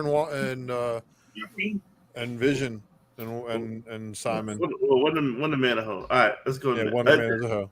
This is okay. Iron Man Hellcat. I didn't really push variant. They're really pushing this shit, huh? Yeah. Wasn't his wife Pepper Pot? They never got married in the comics, I don't believe. I'll tell you, Tony hit it and quit it. Excuse me. So why is she proposing to Hellcat? Because he hasn't hit it and quit it yet. You know how Tony is. Isn't he dead? He's a man. hoe. No, he's alive in the MCU. He doesn't die. Oh, man, it's just- Or in the 616. Hey Lucas, who's the black cat that's the Spider Woman? Felicia Hardy, ain't it? That's a store exclusive by Inyuk Lee. Okay. But is that a real character or? I think it's going to be in that book. Yeah. Got it. Knights of X Ultra. What do I want this? What's that? Why do I want Knights of X? They still playing around with swords? Yes. Yo, Knights of X. So this Knights is of X, Mateus Manhanini. Musaphira. It's the same guy who did that Miles Morales? Yes. He's Next. been doing the B covers on Knights of X. I'm tired of Maestro with haircuts and Might show 1 to 10. Yo, this dude can kick rocks, bro. What? Yes, I'm too tired of him, man. They keep bringing him back, and I'm like, for what? for what? For what? Flavor Girls number 1 by Archaea. Grimm number 3. 7 different covers. Bowie. Yeah, what the Nigga, fuck? David Bowie or Rod Stewart? If we gotta get Ross Richie on here, man. Because I gotta tell him That throne, I like that right there. Yep, that's the Inyuk Lee FOC reveal. Yeah, man. Yeah, this is gonna be fire. This could be. They got some dope. I'm just, man. Yes. Yes, I want to love this, but stop playing little gimmicky games, man. Just let the shit be great, man. Something is killing the children number 25. That Frizen. That Frizen. What is that? One of what? And that's probably going to be one of the illest sets to put together once all the faces are there, right? The issue was that FOC reveal. What is that? Was 4, right?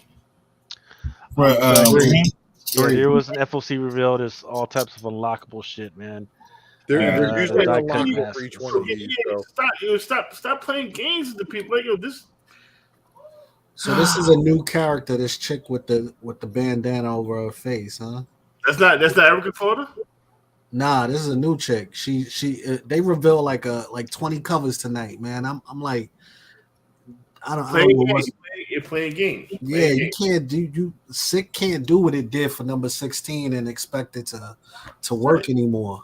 Yeah, that's what I'm saying. It's a new economy, man. We buy this machine right now, man. We can't afford this, man. I will condense all of the information into one absorbable source. You know, we'll see what it is, and again, we'll try to make sense of the incentives and unlockables. And So the one in the middle down low, that's the 1 to 25. That's the Momoko. Right. Looks good. The Frizen. So the one up top, right above it, that is a Frizen, but there's one without blood, which is a 1 in 50. Mm-hmm. The one to the right of it is a 1 in 100. There's a 1 to 250. That's the one that's to the far right bottom. That's a 1 to 250. 1 to 250. Playing games, ridiculous, man. The one to the top left. Man. Yes, sir. The one to the top left, that is a 1 at 25, but it's kind of complicated the way they're freaking parsing it out.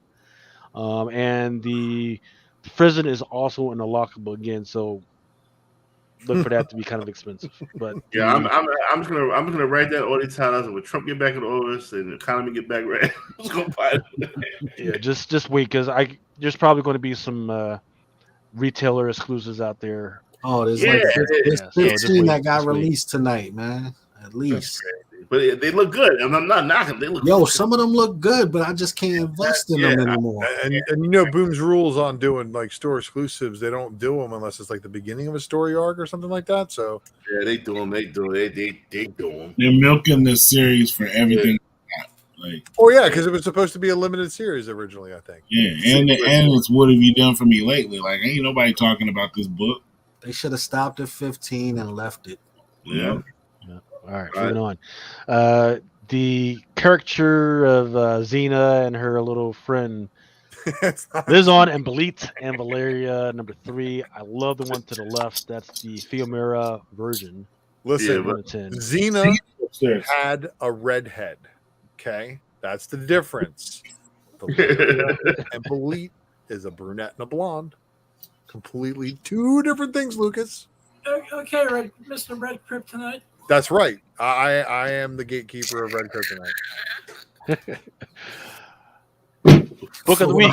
Oh, it's a book of the week. Yo, I gotta get some of these. Who got my life story into a comic book format? Yo, the one to the one, up, the man. one to the right. Hold on now. The one to the right is Florida Man number 1. Yep. The Century Edition. There's only 100 of those. American mythology. Not a 1 in 100. 100. Period. That's American mythology. Got to be American mythology. that's the one where he's riding the gator. No, the one all the way on the right is the one with her holding a little mini gator. Her holding you got it. But the copper tone one in the middle is the one I'm after. Yeah, that's fire, man. That's crazy. Is it American mythology for real? Damn. Well, yeah, it's AMA. I mean, they're the only ones who do a 100 copy because it's Florida Man. It's already been talked about in the newspapers already. So, yeah. That's what the fuck is this? Florida Man Something makes is killing appearance children. every Number newspaper 24, 1 in possible. 25. Yeah, this is the 1 in 25. This is only 1 in 25. I expect Strawberry. I'm gonna buy the fuck out of this. This is crazy. Crimson Rain, number 5, the Raza Knights of Ren. This is the last one. So if you're trying to freaking complete your run, you gotta have this one. So I probably order like 10. Yeah, the hardest one to get is number 2. That one's not. You're not going to get that one for cover price. But number 5, fuckers. Blue Vader. Yes, Blue Vader. So apparently there was the original concept for Vader had him looking like this. He was blue. He had the freaking popped up collar and shit. So now they're actually coming out with an action figure for that one. Just stop fucking wasting people's time. Two Gun Terror by American Mythology. This is the Dead Sheriff variant. Is that Tim Vigil?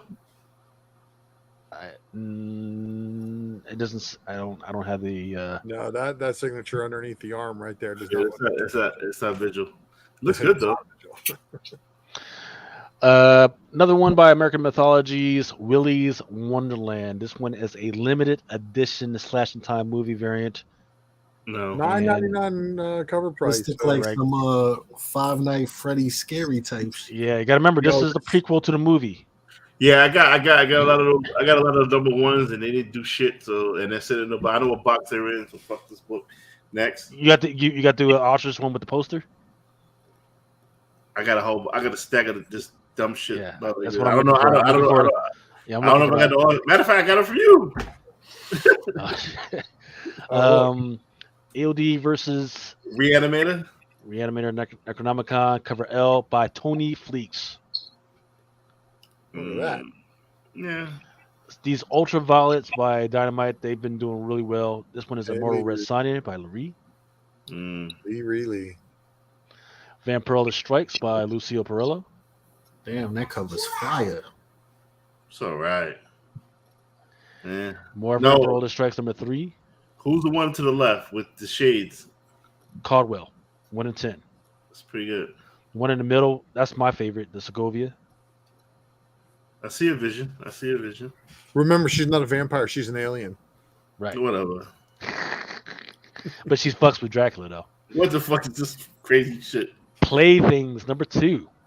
One to the right is a 1 in 10. That's nightmare fuel is what that is. You know what?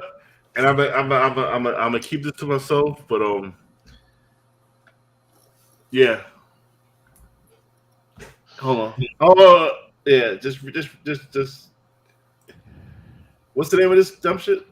Playthings, number 2. Playthings, number 2. Go next. She Bites, number 1 by Scouts Comics. The shit That for the composition one. I need to get. I'm gonna have Al talk because he's buddies with the dude from Scouts Comics and tell him what in the fuck. Bro, we're buddies. Why? The one the one to the left, that middle notebook, that's the one of 50. That's awesome. That's cool. Exorcist. Who the fuck is buying 50 freaking comics from Scout Comics? I know. That's what Scout's hoping, is that you don't buy too many of them, and then they get to. You know what? I fucked up. Speaking of Scout Comics, I fucked up. Hold on. We were supposed to do a fucking giveaway tonight. Who we were? Yeah. Hold on. Let me hold on. And what giveaway did you forget to do? So James from Scout Comics hit me up. And okay, so we gotta push people to the website. I'm sorry for the last minute shit. RickFlairComic.com. Rick Flair got a comic coming out. Yep. Super rare. Yes. Really expensive. So I was like, all right, so we got to do some kind of drawing, and we'll send the address to the winner. But yo, RickFlairComic.com from Scout Comics. Big shout out to James Hake and big shout out to Ric Flair. We're gonna do some kind of drawing next week because it's too late to put names on it because I'm 4 in the morning. I fucked up. This is my bad, James. I got it, man. You got it. Yeah, I've been freaking tracking it. Okay. Let's do it. Fuck it. Let's do it. So, hold on. I just need to freaking get these names together for the guys who did the super chat. I want to get a shout out to Nimesh Patel and Franco's Comics. All right. So it's very. Hold on, giveaway. I'm texting James right now. It's 4 in the morning. He's probably getting mad at me. Well, would you guys all agree that She Bites looks like a little bit less kind of dramatic than that one movie Teeth? Yo, there was did She Bite Someone? There was an ash can given away NYCC last year. It reminds me of Let the Right One In. It's a great movie. Does Remo get yelled at? No. Maybe. No, he's good. You're not getting yelled at, are you, Remo? No. Ric Flair got the gun in his hand and everything. All right, so here's what you do. We're gonna push people. Finish my fajitas. I thought you were chewing both of them.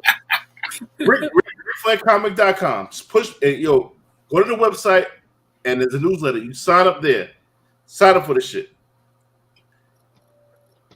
And he says, do some sort of drawing and send me the address of the winner. Did you want to do the wheel or no? Yeah, I guess. He's very vague on what the fuck to do. You said RickFlair.com? RickFlair.com. No, RickFlairComic.com.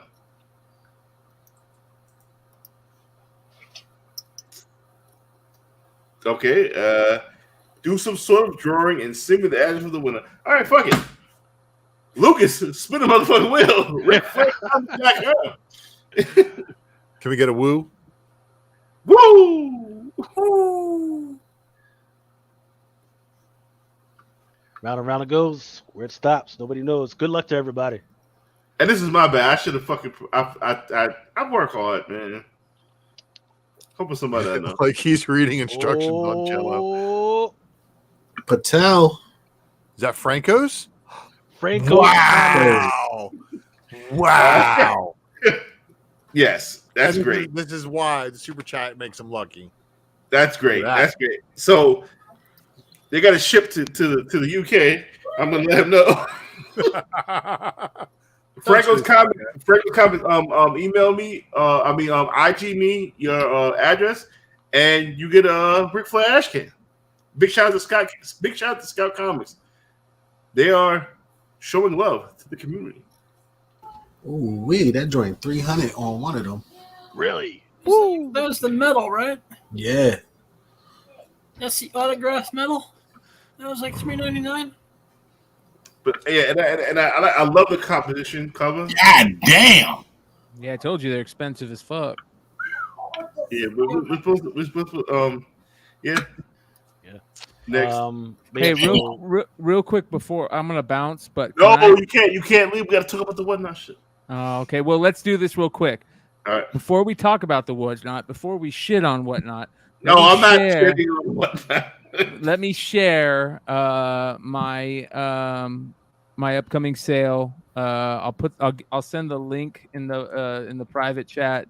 If Lucas, if you could put it out, but if you could share that screen for me real quick. Yes, hold on. Copy link.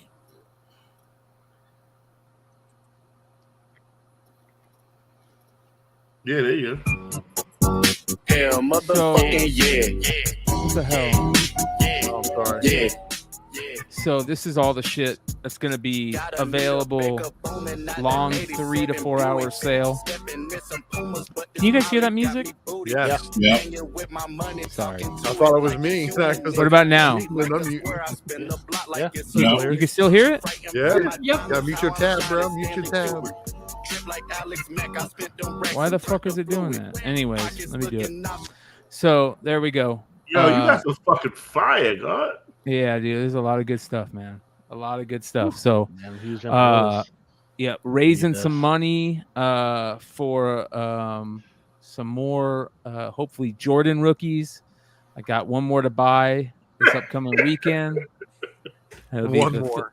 He's only got one more buy. I picked up 2 of them 3 nights ago, so I got one more I got to go buy. You guys go check this out. Check out the link in the bio. It'll take you straight to that page, and you can click on the link right there. Let's get into this whatnot shit. Hold on, but you didn't finish. Lucas didn't finish the thing, right? What's that? Yeah, we did. No, we're done. Oh, we're done. No, we're not. No, we're not. Oh, you're not. No, we're not. You're not? No, we're not. I mean, we'll talk about it next week. All right. Good. So much love, you guys. I'm gonna go bounce. Great fucking job. That's a badass fucking book. And I think That's I what might I'm have to saying. get one of that. Yeah, you leave it at the wrong time. I know. Oh, look at that. Goat. Man, Goat, and Bunny Man. Yeah. But that Man being was about to said, get it how he lived.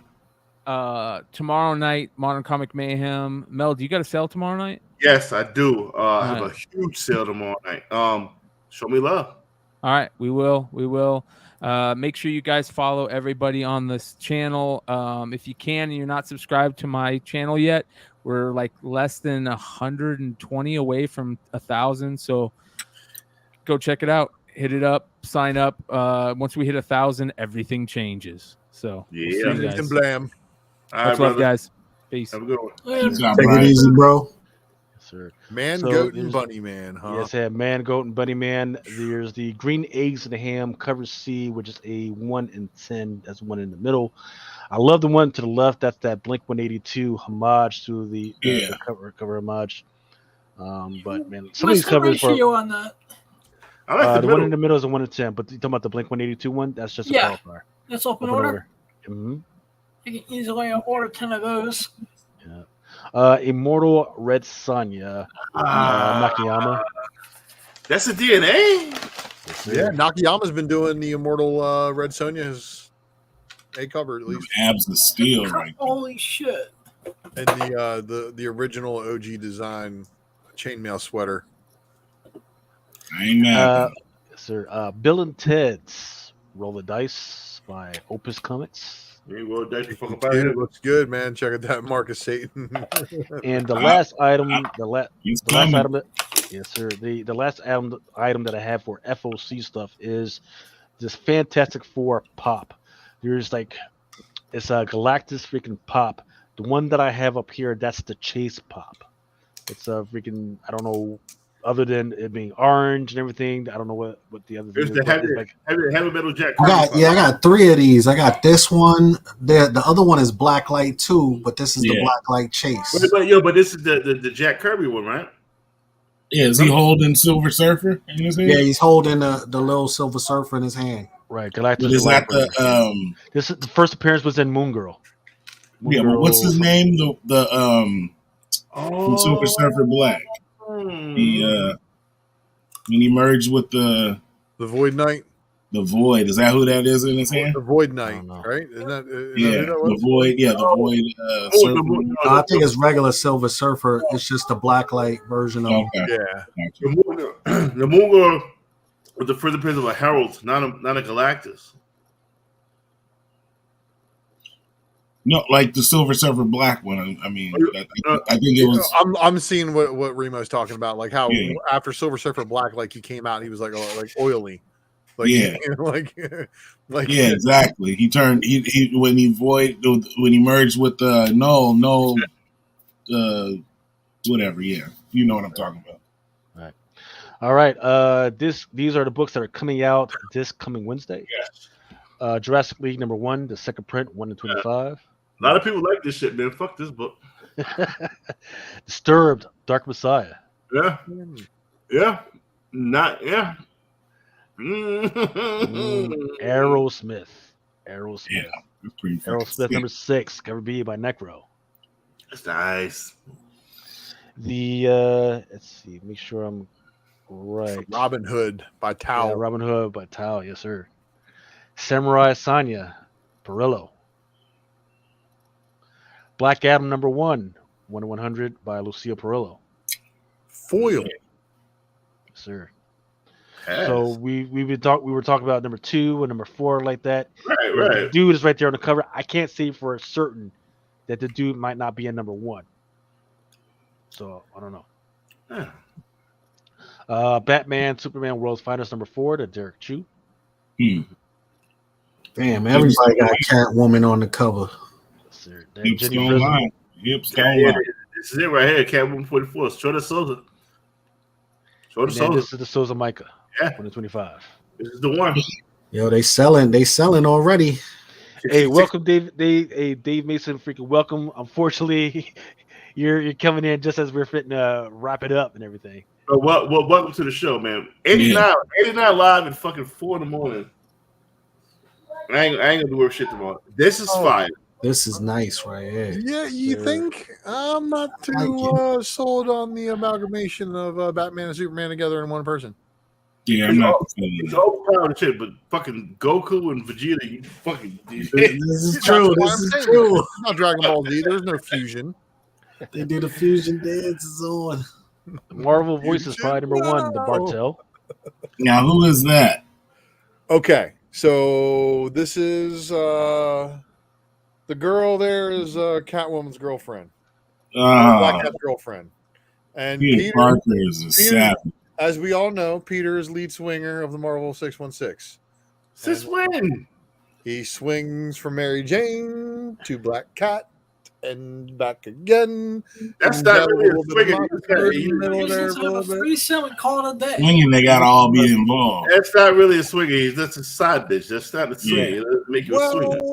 That's what they're Dear implying Peter here. This is the Parker, kind of There's relationship that something Peter's called a into. threesome. And there's also been rumors that they make jokes about stuff like has anybody dated Moon Knight? And Peter answered kinda at one time. I mean, there's a lot of funny jokes about him and Deadpool as well.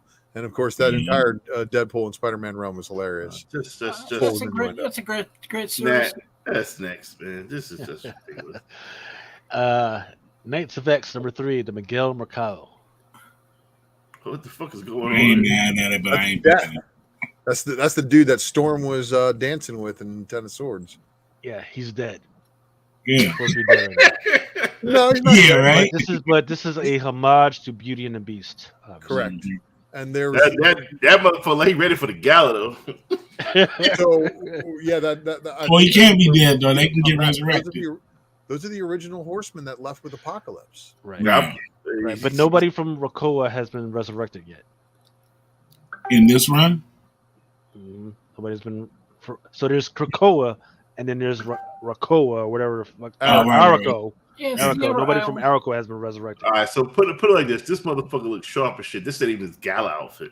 This is walk around Yeah, with. this is how you get down, right? This is the same shit when he was battling it out in the Swords of X. Yeah, this is his hood wear. He looks sharp. As fuck. I want to see this motherfucking gala shit. Like, he crashing the party. He's like, this is my threads all day.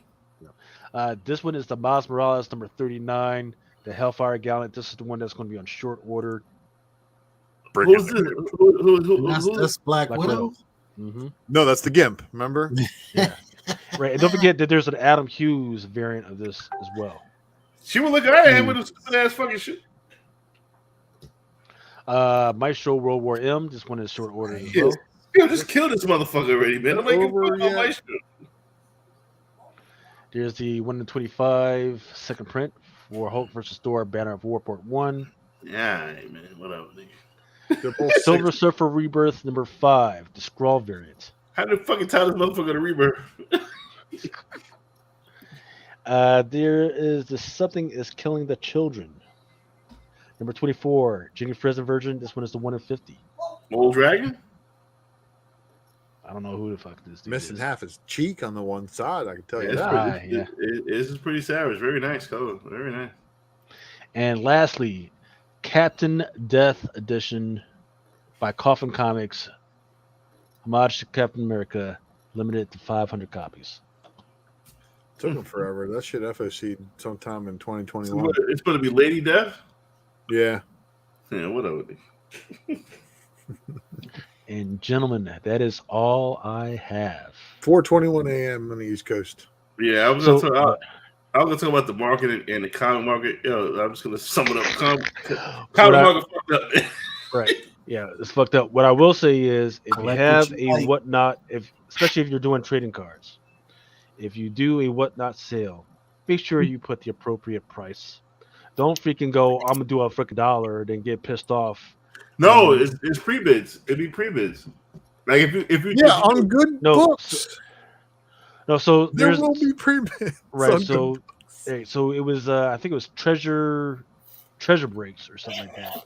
He put his shit out. He put some Prism. He did a auction for Prism football.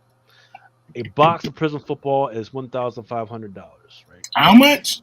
$1,500. Yeah, $1,500, right? I forget how many packs are in there, but he freaking usually people are putting the things up there for like 150. He went ahead and let it be out there for like a freaking $1.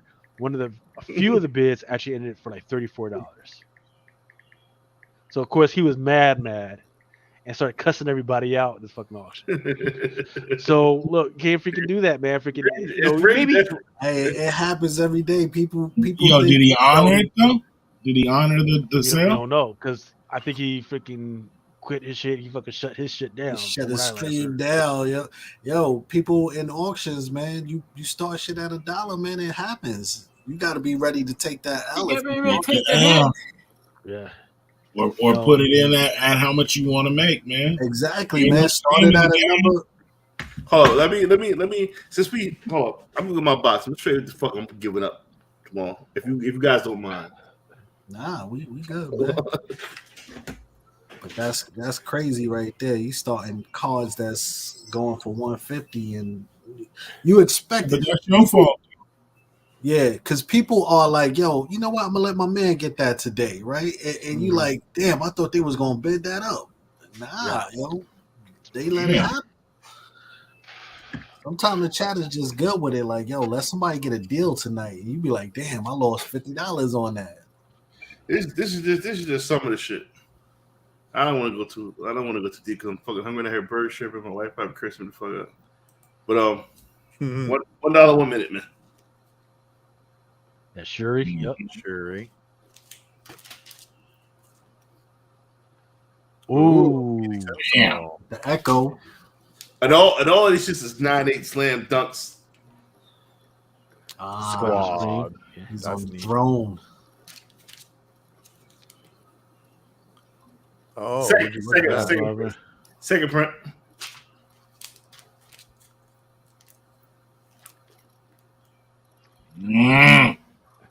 Okay. Remo's betting on that one. Yeah, Han Solo. Yeah, okay. look at that. First Kiara. Mm-hmm. Okay. Oh, yeah, I'll be there for that one. Be there. Put a pre-bid right now because I know your drunk ass is going to up. Forget all about it. Now, funny thing about this is the first real meeting between Nova and first Richard Rider and Sam Alexander. This ain't no Dream World bullshit that fucking that other people are promoting this shit. You know what I'm saying? Oh, there go Ultra. Oh, shoot. First pattern maker. We talked about this. Mhm. Yeah, man. He And all- 125. Yep. All it's just $1 a minute. Here you go. Here goes the big. Here go the big. One of the big. I see that. It's an Iron Sheik. Iron chisel. There's already a pre-bid winning one. I bet. He said you manhandling them. I'm not manhandling. They're in Mylars. Mylars, right? Double bag. I know what I'm doing with this, man. I know what I'm doing. You taking care of them books. Hold on, now, bro. hold on. And what did Weird do to prevent this shit? I don't understand what you're talking about. Now check it. Now, Decoy. I know you hate whatnot, and I respect that. I respect you don't like them. But where are you getting these books? Where are you getting these books right now for $1 1 minute? No, I think he's referring to when I was talking about the trading card situation. Oh, okay. I don't. Yeah. So some dude got mad because he was selling these trading cards that the packs are usually like $150, and people end up getting them for like $34. So he was cussing people out. Like, man, fuck these, man, fuck it. I'm not honoring this shit. Then unless he fucking. I'm not honoring. Oh, well, that's not how this works here, buddy. Yeah, and, people grab the shit. Big right? strike. So look, speaking, some of y'all, whatnot. I like the way the direction they're going, but for some of these sellers, I haven't vetted them. So I would say just be careful. Go ahead and if you can, do a video screenshot of these auctions you guys are bidding in, because that's what people did. They did a video screenshot, or they recorded the auction that they were in, and when dude was fucking cussing, they had the fucking video evidence, and they put that shit all over fucking TikTok. So his shit is just fucked. Guess it sucks to meet him. Yeah, that's just crazy. Yo, like I said, man, I got. And there's a fucking Star Wars Galaxy in there. The fucking that Afro, the Lee shit. It's gonna be crazy. $1 a minute, man. But $1 a minute if there are no pre-bids. If they're pre-bids, I can't control that. You know what I'm saying? What the fuck is that? That's our outro music. Wrap it up.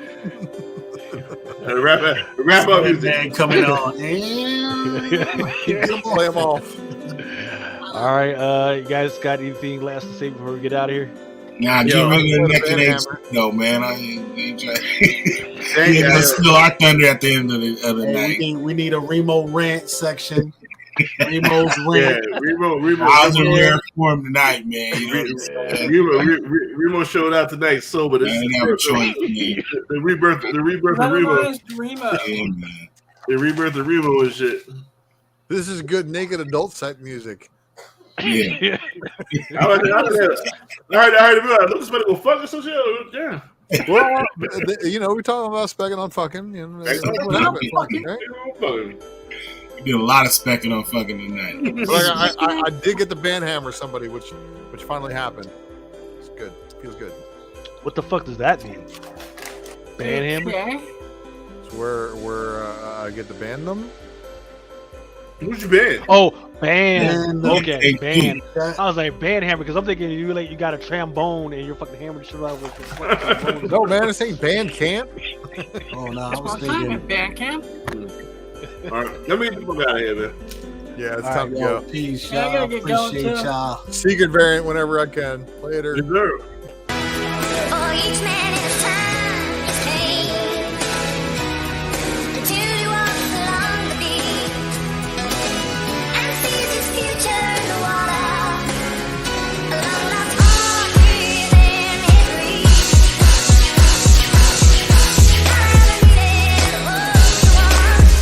Sometimes men take matters into their own hands. You want answers? I think I'm entitled. You want answers? I want the truth. You can't handle the truth. As you guys know, it is Drunken Chat, son.